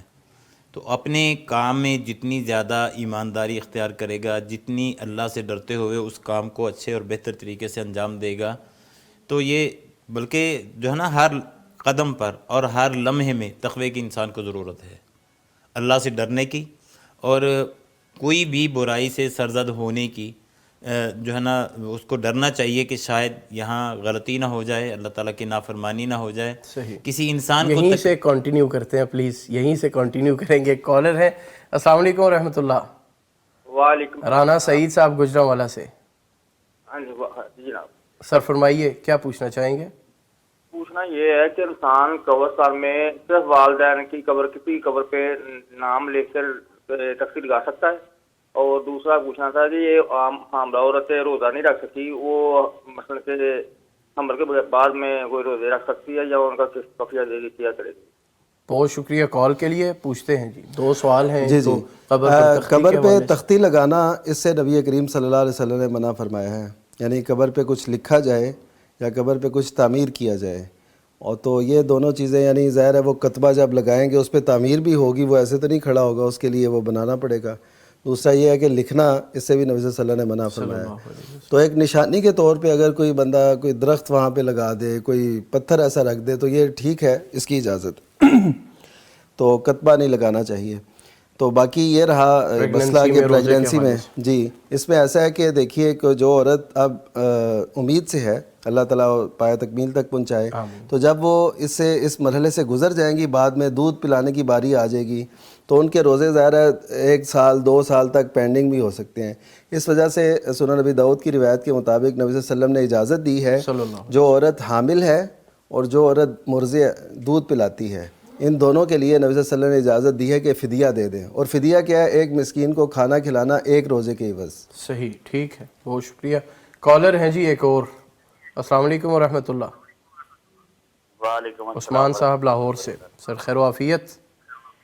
جی الحمدللہ. ماشاءاللہ. سر ٹی وی کا والیوم آف کر دیں تاکہ انٹرپٹ نہ ہو. فرمائیے کیا پوچھنا چاہیں گے آپ؟ سر سوال میرا یہ ہے کہ جنا عورتوں کا قبروں پہ جانا جائز ہے؟ والدہ کی قبر پہ بیٹی جا سکتی ہے؟ اگر جا سکتی ہے تو اس کا طریقہ کار کیا ہوگا ادھر پڑھنے کا؟ ٹھیک، بہت شکریہ کال کے لیے. جی عورت قبرستان جا سکتی ہے. اس میں ایک تو صحیح بخاری کی روایت ہے اور اس پہ یہ ہے کہ ایک عورت اپنے بیٹے کی قبر پہ بیٹھی رو رہی تھی. نبی کریم صلی اللہ علیہ وسلم گزرے تو آپ نے اسے فرمایا اتق اللہ واصبری، کہ تقوی اختیار کرو اللہ کا اور صبر کرو. اب اس عورت کو یہ نہیں پتا تھا تو اس نے کہہ دیا یعنی یہ کون ہے، کس نے مجھے روکا ہے؟ اسے کہا وما توالی بھی مصیبتی، کہ آپ کو میری مشکل کا کیا پتہ، آپ کو کیا اندازہ اس بات کا. تو خیر صحابہ کرام نے اسے بعد میں بتایا، وہ بڑی پریشان ہوئی، نبی صلی اللہ علیہ وسلم خدمت میں حاضر ہوئی. تو یہ اس حدیث سے استدلال کیا ہے؟ استدلال یہ ہے کہ دیکھیے کہ نبی صلی اللہ علیہ وسلم نے اسے یہ نہیں کہا کہ تم قبرستان کیوں آئی ہو، تمہیں روکا گیا ہے. آپ نے اس بات سے نہیں روکا، صبر کرنے کی تلقین کی. تو آپ صلی اللہ علیہ وسلم کے سامنے کوئی کام ہوا ہو، آپ نہ روکیں اسے، اس کا مطلب ہوتا ہے یہ تقریری حدیث کہلاتی ہے اور یہ جائز ہے. یعنی عورت قبرستان جا سکتی ہے. لیکن زوارات القبور کو نبی صلی اللہ علیہ وسلم نے منع کیا. زوارات کیا ہوتی ہیں؟ کثرت سے قبرستان جانا. کیونکہ قبرستان میں جانے کا مقصد ہے کہ موت یاد آئے، آخرت یاد آئے.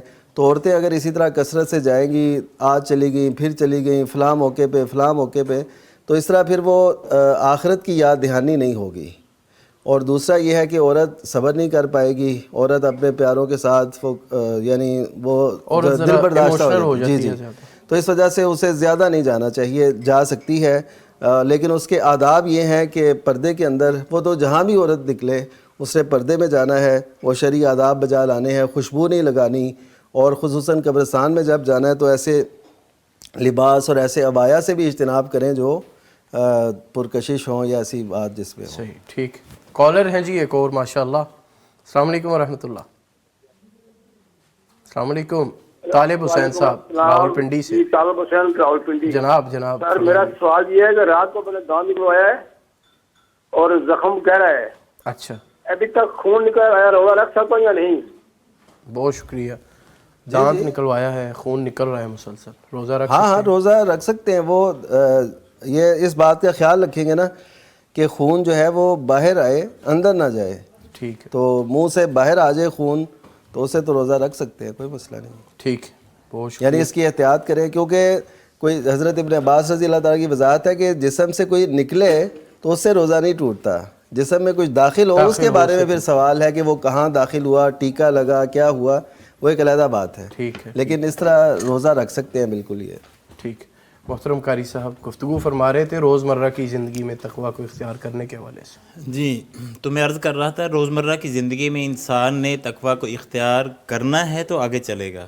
انسان کی زندگی میں کئی مراحل آتے ہیں، خوشی آتی ہے، غمی آتی ہے.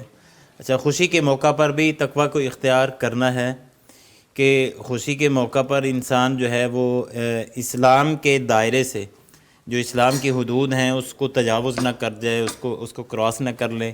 اسی طرح اگر غمی آتی ہے تو غمی کے موقع پر بھی انسان ایسے اعمال یا ایسے جو ہے نا وہ افعال سرزد اس سے نہ ہو جائیں، ایسے کلمات نہ نکلے کہ جس سے اللہ تعالیٰ کی نافرمانی ہو، اللہ تعالیٰ کی ناراضگی ہو.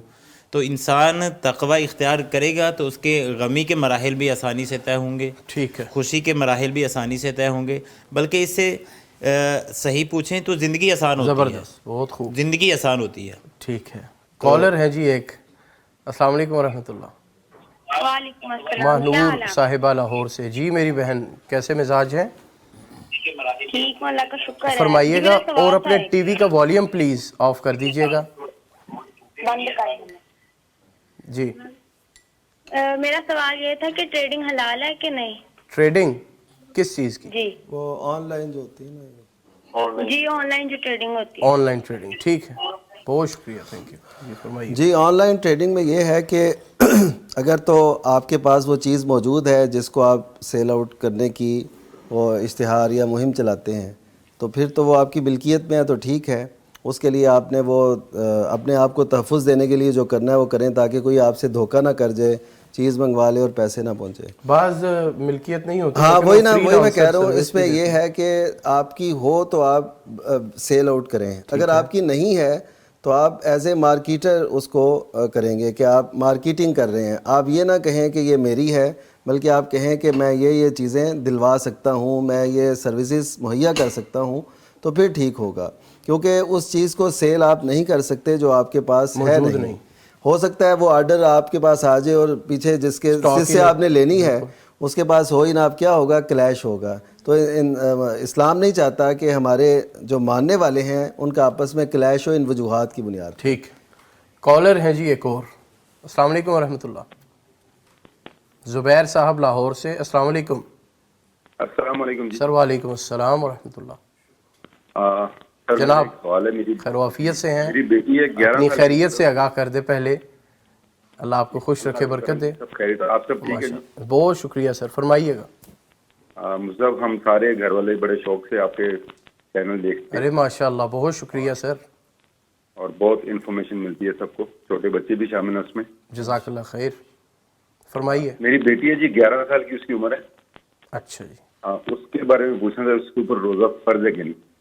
لیکن ایک چھوٹی سی ایک بات ہے کہ وہ بچی نہ سحری کو کچھ کھاتی ہے نہ افطاری کو کچھ کھاتی ہے، ٹھیک، اس کے بارے میں تھوڑا سا بہت شکریہ، شکریہ شکریہ۔ جی مفتی صاحب۔ جی پہلی بات تو یہ ہے کہ جب بھی کوئی بچہ یا بچی جوان ہو جائے تو اس پر اسلامی احکام لاگو ہو جاتے ہیں۔ اب یہ بچوں کو اور بڑوں کو یہ ادراک ہونا چاہیے کہ جوانی کی علامات کیا ہیں، یہ تقریباً سب جانتے ہیں۔ بچہ ہے تو اس کی مونچھیں نکلنی شروع ہو جائیں، زیر ناف بال آ جائیں، اسی طرح بچی کا بھی یہی ہے، تو اور اس کو مخصوص ایام اس کے شروع ہو جائیں تو وہ جوان ہے۔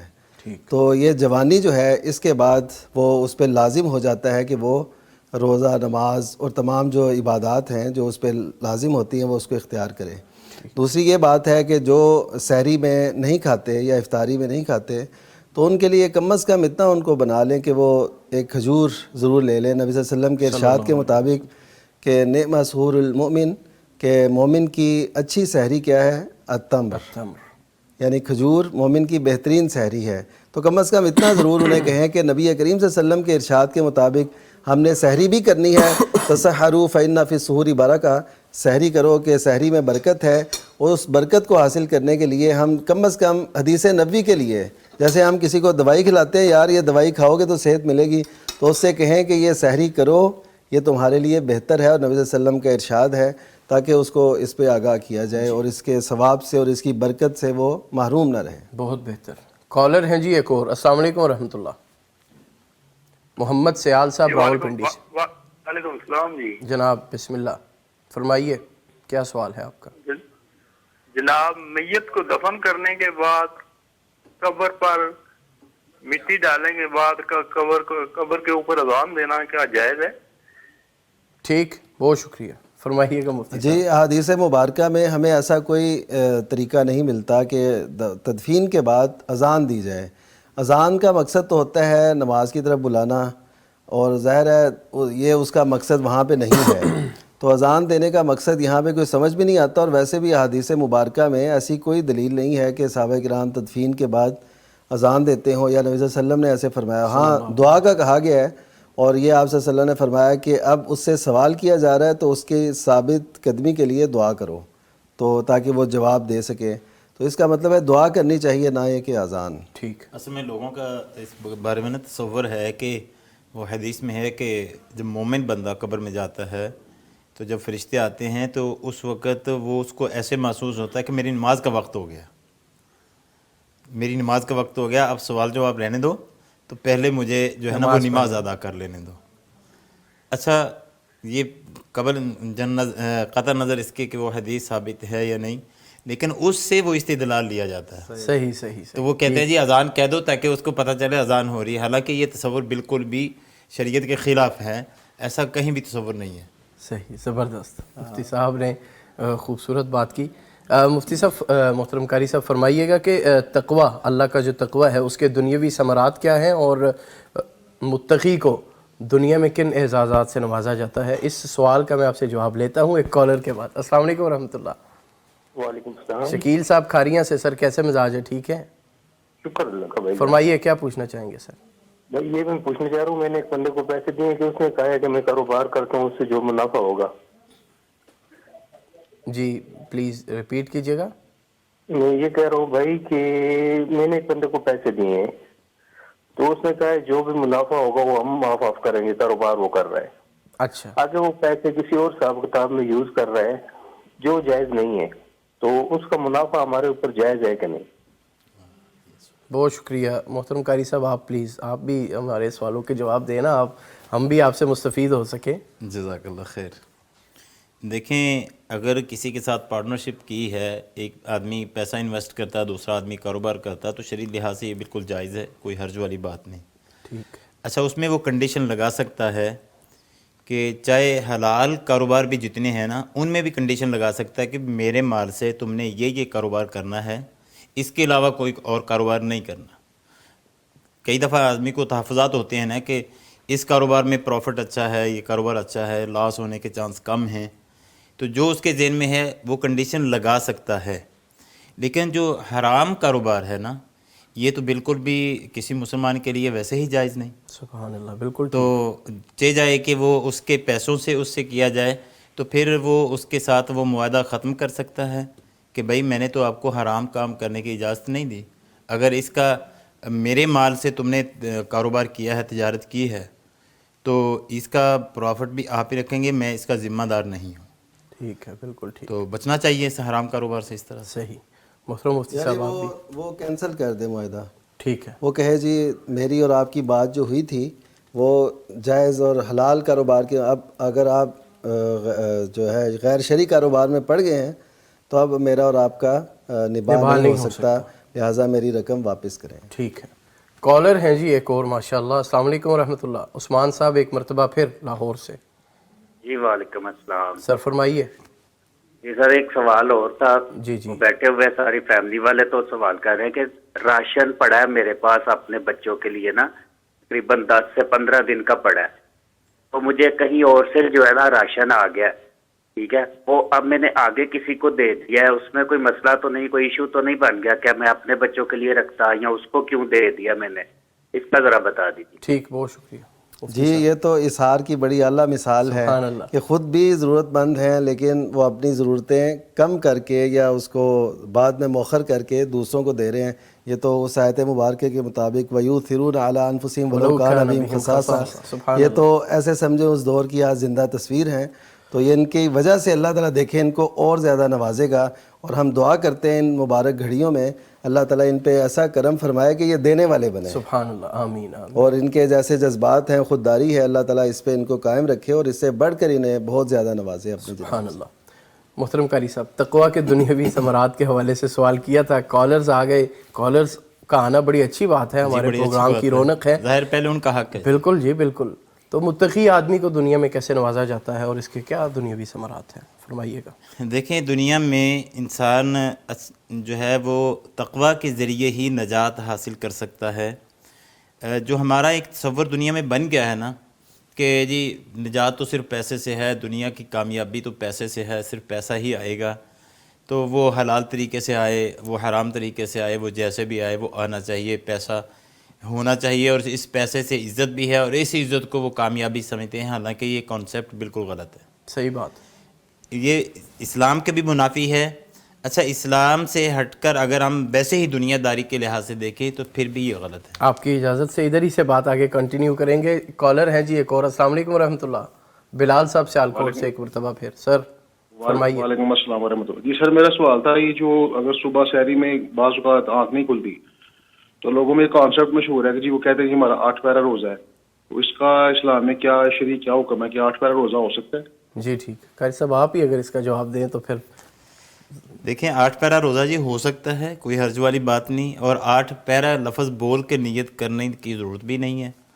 ہاں البتہ یہ ہے کہ وہ اس برکت سے محروم رہ گیا کہ سحری نہیں کھا سکا.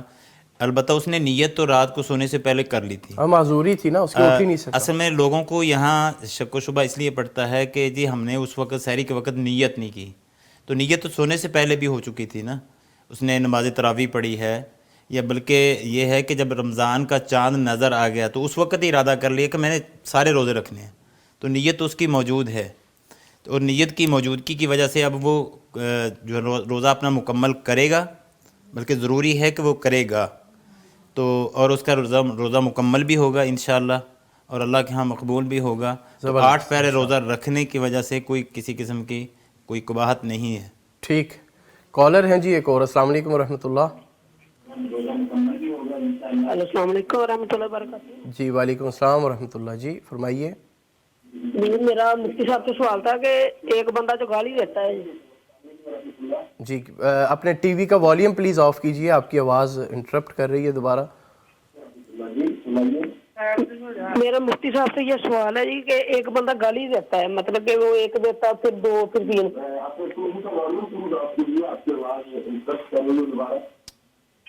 میرا مفتی صاحب سے یہ سوال ہے کہ ایک بندہ گالی دیتا ہے, میں روزہ ہے اس کا, وہ ایک گالی دیتا ہے پھر دوسری پھر تیسری, تو اس سے اس کے روزے کو کیا فرق پڑتا ہے؟ ٹھیک, بہت شکریہ مفتی صاحب. جی روزے سے اگر گالی دے بندہ روزہ رکھا ہوا ہے تو اس سے اس کے ثواب میں یقیناً کمی آئے گی. ٹھیک ہے, اس کے وہ تقاضے اس نے پورے نہیں کیے, جو اس کے آداب تھے وہ بجا نہیں لایا, لیکن ہم یہ نہیں کہیں گے اس کا روزہ نہیں ہے, یعنی اس کا روزہ اجر میں کمی آئے گی, اور یقیناً اس سے تقاضے پورے نہیں کیے. لیکن یہ نہیں ہے کہ اب وہ روزہ کھول لے, ایسے اس کا روزہ ہے, اس کو اس پہ معافی مانگ کے اپنے روزے کو برقرار رکھنا ہے آخر تک. صحیح. یہ ایسے ہی ہے نا جیسے ایک اسٹوڈنٹ ہے وہ 100 میں سے 10 نمبر لے لیتا ہے, 20 لے لیتا ہے, یعنی پاسنگ مارکس تو آ جائیں گے انشاءاللہ. لیکن یہ ہے کہ وہ اس نے نقصان کیا اپنا.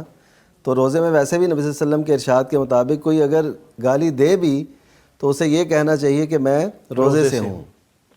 تو اس کا مطلب ہے کہ مومن کو یہ بات سکھائی گئی کہ اس نے گالی برداشت بھی کرنی ہے, دینی تو دور کی بات ہے نا, وہ برداشت کر لے, جواب بھی نہ دے اس کا. واہ بہت زبردست. قاری صاحب محترم, ہم آپ کو بار بار انٹرپٹ کریں گے, پھر کریں گے ایک مرتبہ. السلام علیکم ورحمۃ اللہ. میرا خیال ہے کال ڈراپ ہو گئی. السلام علیکم. جی قاری صاحب محترم. جی تو میں عرض کر رہا تھا کہ انسانی زندگی میں کامیابی کے لیے, دنیا کے اندر کامیابی کے لیے وہ جو معیار ہم نے بنا رکھا ہے یا لوگوں نے بنا رکھا ہے وہ معیار نہیں ہے کامیابی کا. کامیابی کا معیار یہ ہے کہ آپ تقوی کی بنیاد پہ آگے بڑھیں. دیکھیں یہ نہیں ہو سکتا کہ دنیا میں اگر آپ تقوی اختیار کرتے ہیں تو آدمی مالدار نہیں ہو سکتا. صحابہ کرام حضرت عبدالرحمن بن عوف رضی اللہ تعالیٰ عنہ یا اسی طرح حضرت عثمان رضی اللہ تعالیٰ عنہ صاحب مال تھے اور اس دور کے امیر ترین آدمی بھی تھے. لیکن تقوی دیکھیں اس وقت حضرت عثمان رضی اللہ تعالیٰ عنہ کا قافلہ جو ہے نا وہ سامان لے کے تو غلہ لے کے جب آ رہا تھا تو مدینے میں اب وہ زیادہ سے زیادہ ان کو پروفٹ کی آفر بھی ہو رہی تھی, بہت زیادہ آفر ہو رہی تھی کہ ڈبل قیمت لے لو, ڈبل سے بھی زیادہ قیمت لے لو. تو حضرت عثمان رضی اللہ تعالیٰ عنہ نے اس وقت کہا تھا کہ مجھے جتنی قیمت مل رہی ہے نا, اگر آپ اتنی قیمت دے دیں تو پھر تو سوچا جا سکتا ہے. تو انہوں نے کہا مدینے کا کون سا تاجر ہے, ہم تاجر تو سارے اکٹھے ہو گئے, ہم تو آفر کر رہے ہیں سب کو, کون ایسا تاجر ہے جو اتنی زیادہ قیمت کی آفر کر رہا ہے تمہیں. تو حضرت عثمان رضی اللہ تعالیٰ عنہ نے اس دور میں جب مدینہ کے مسلمانوں کو یا مدینہ کے باسیوں کو بہت زیادہ ضرورت تھی اور قحط کا سما تھا. کالر ہے پلیز, ایک کالر پہلے لے لیں, حضرت عثمان کا واقعہ پھر دوبارہ ریپیٹ کریں گے. السلام علیکم ورحمۃ اللہ. عباس صاحب گجرانوالہ سے. سر فرمائیے کیا پوچھنا چاہیں گے؟ पूछना चाहता हूँ, मैं सारी पकाते हैं कहीं से जामे अखबार से, उधर से पैकेट बना के ना लोग में देते हैं, उस में खुद भी इस्तेमाल कर सकते हैं कि नहीं? ठीक है, लोगों को जो पैकेट बना के देते हैं वो खुद इस्तेमाल कर सकते हैं कि नहीं? सहरी वगैरह के, सहरी इफ्तारी के, जी जी, क्योंकि अल्लाह ताला ने इस बात की भी इजाज़त दी है कि जो ज़कात तकसीम करने वाले हैं ना, ज़कात लेते हैं, कलेक्शन करते हैं उसकी, तो कलेक्ट करते हैं, तो वो भी ले सकते हैं ज़कात। तो इसी तरह जो लोग कर रहे हैं पैकिंग वगैरह और उनको ज़रूरत पेश आ गई, अब सहरी का वक्त है, जैसे ऑर्डर टेकर हैं, बाज़ ऑर्डर देने जाते हैं, तब उन्हें कहा जाता है इतनी सहरी तकसीम कर दें, तो मिसाल के तौर पे 500 पैकेट है, उसमें से अगर वो 2 पैकेट अपनी अच्छा वो अगर तो इदारे ने वो सहूलत दी है उन्हें, या जिसने कहा है, फिर तो वो ले सकते हैं। और अगर उन्होंने नहीं कहा हुआ तो फिर यानी उन्होंने की होगी ना कि आपने इनको देना है, और वो देने वालों को ये चाहिए कि वो कहें कि जो देने जा रहा है आप भी इसमें से ले लें, तो ये अच्छी बात है। लेकिन अगर उन्होंने पूरी निशानदेही की हुई है जी इतने बंदों को आपने ये फराहम करनी है, तो डिलीवरी करने वाले का ये हक नहीं बनता कि वो खुद से ले। और अगर खुद है तो वो खा सकता है, मतलब हाँ खुद, जी खुद, अगर वो खुद ही करने वाला है तो देग उसने पकवाई है मसलन, तो वो उसमें से खुद भी ले ले वो। ठीक। कॉलर हैं जी एक और। अस्सलाम वालेकुम व रहमतुल्लाह। ज़फ़र शेख साहब कराची से। जी अस्सलाम वालेकुम। वालेकुम अस्सलाम सर। सूद के मुतालिक सवाल ये है कि जी पुराने ज़माने में सूद का जो कॉन्सेप्ट ये था कि ह्यूमिलिएट होते थे, लोगों को तकलीफें देते थे, उनका नाजायज़ फ़ायदा उठाते थे और सूद ज़्यादा लेते थे। आजकल तो इंस्टीट्यूशंस हैं, बैंकारी है और कोई सिस्टम्स हैं, एक किस्म का व्यापार है, इन्वेस्टमेंट लोग करते हैं, सब लोग तो धंधा नहीं कर सकते, तो उसको सूद क्यों करार देते हैं, ये ज़रा समझाइए मुफ्ती साहब। ठीक है, बहुत शुक्रिया जी। अच्छा, इसमें ऐसा है कि देखिए बाज़ औक़ात हालात वैसे नहीं होते, लेकिन जिस चीज़ से नबी करीम सल्लल्लाहु अलैहि वसल्लम ने रोक दिया, अल्लाह ताला ने रोक दिया और इसको एक बहुत बड़ा जुर्म करार दिया, तो फिर हम उसकी उन इल्लतों को नहीं देखेंगे। ये इल्लत तो हमें समझ आ रही है ना कि लोग अब कर रहे हैं ऐसा, लेकिन आप जानते हैं कि इसकी वजह से पैसा जो है वो महदूद हो जाता है, वो सर्कुलेट में नहीं आता और उससे फिर लोग फ़ायदा नहीं उठाते। कुरान मजीद का एक मकसद ये भी है कि ये जो माल है ना, ये दौलत जो है, ये सिर्फ उमरा के गिर्द ना घूमती रहे, बल्कि इससे हर कोई फ़ायदा उठाए। अब लोग अगर सूद के कारोबार ही करते रहेंगे तो ये तो फिर लोग ज़्यादा फ़ायदा नहीं उठाएंगे, एक ही शख्स वो मालदार बनता चला जाएगा, जैसे हो रहा है इस माशरे में, इस सूदी निज़ाम के अंदर।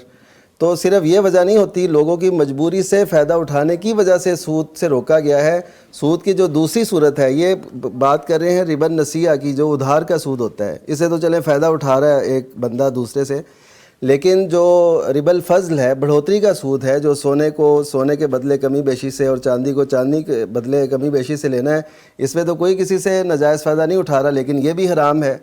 तो पता ये चलता है कि सूद इसलिए हराम किया गया है, और भी उसकी कई वजह हैं। एक ये कि सरमाया जो है ना वो सर्कुलेट करे, हर कोई उससे फ़ायदा उठाए, ये ना हो कि लोग अपने सरमाए पे साम बन के बैठ जाएं, जिसको वो चाहें और जैसे चाहें वो करें, नहीं, बल्कि उनको माशरे में लगाना चाहिए। ठीक। और दूसरी बात यह है कि जो पैसे का तबादला है, जो इसको किराए पे देना, जैसे इन्होंने कहा इन्वेस्टमेंट, अब इन दोनों बातों में फ़र्क है कि होता है आपने इन्वेस्टमेंट की और लोगों को काम में लगाया और उससे फ़ायदा हासिल किया, तिजारत की। एक है पैसे से पैसे को लेना, ये पहले दौर में इसका तस्वुर जो वही तो सूद था, और इसको फिर बाकायदा बैंकिंग के नाम से किया गया, तो इस वजह से ये नाजायज़ है। ठीक।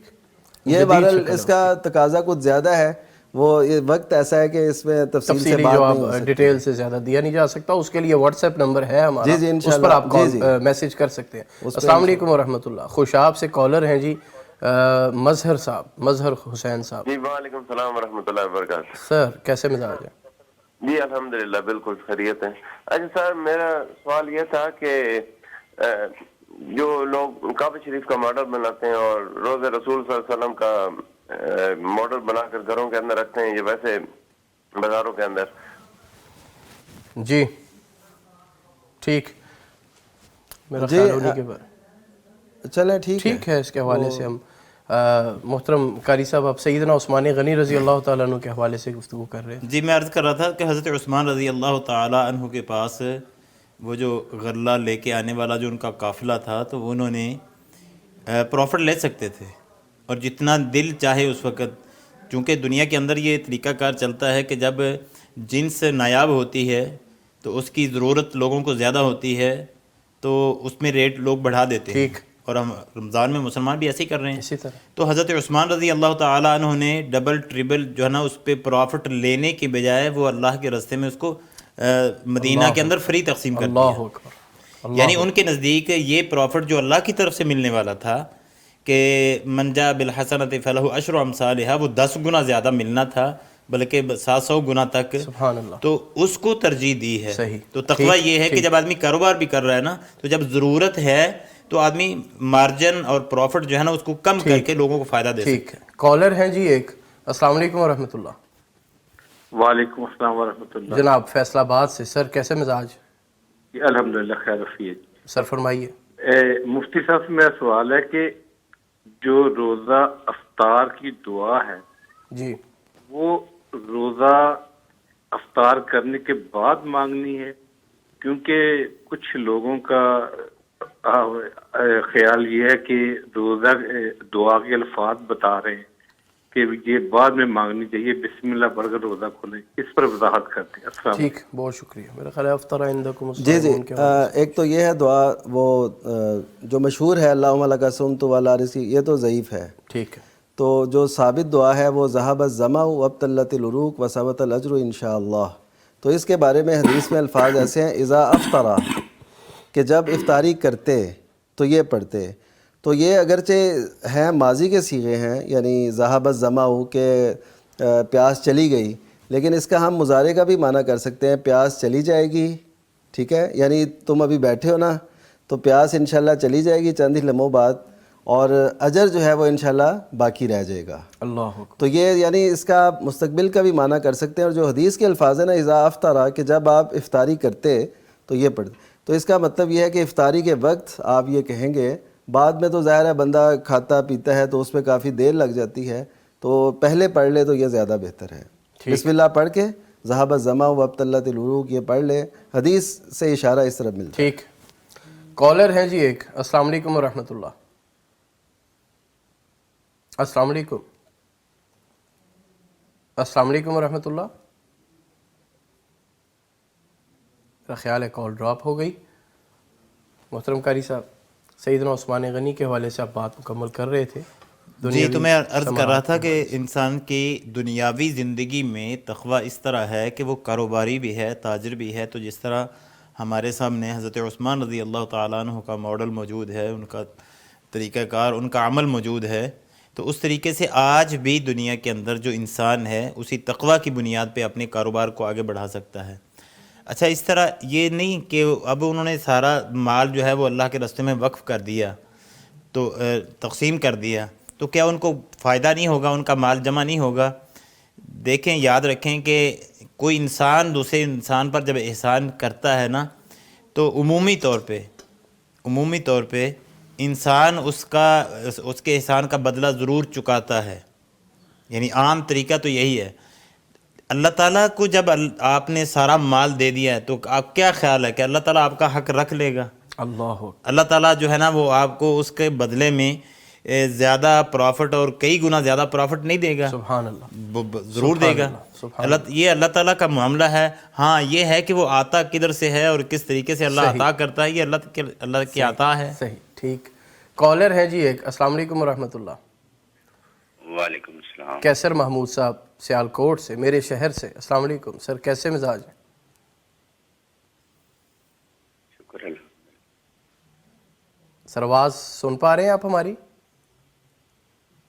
ہاں جی، میری آواز آ رہی ہے آپ کو؟ جی جی آ رہی ہے، فرمائیے گا. اچھا سر، میں نا پوچھنا تھا، مکان جو گروی لیتے ہیں، گروہ پہ مکان لیتے ہیں، اس کے لیے وہ اس کے لیے ساتھ کرایہ دینا یا پیسے دینے لازمی ہوتے ہیں؟ کہتے ہیں اگر نہ دے تو سود پڑتا ہے. اگر کسی ڈیلر کو کہہ دیں تو وہ کہتے ہیں جی 2000 دے دے، 5000 ساتھ کرایہ دینا ہے. نے کہا اگر یہ گروی لینا ہے تو پھر کرایہ کا کیا مزاج ہے؟ یہ دینا لازمی ہوتا ہے؟ اس میں سود تو نہیں ہے اور کوئی پیسے مقرر تو نہیں ہے اس میں؟ ٹھیک، بہت شکریہ کال کے لیے.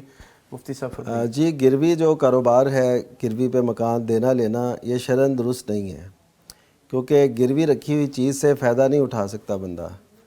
ایک صورت میں اجازت دی ہے نبی صلی اللہ علیہ وسلم نے کہ وہ دودھ والا جانور ہو، کیونکہ اس کو چارہ بھی ڈالنا ہے تو اس کا دودھ دھویا جا سکتا ہے۔ اگر مثلا کسی کو ضرورت پڑی پیسوں کی، اس سے کہا یہ میری بکری رکھ لو تو میں تمہیں یہ پیسے واپس کر دوں گا اور بکری لے جاؤں گا، یہ ہوتا ہے گروی۔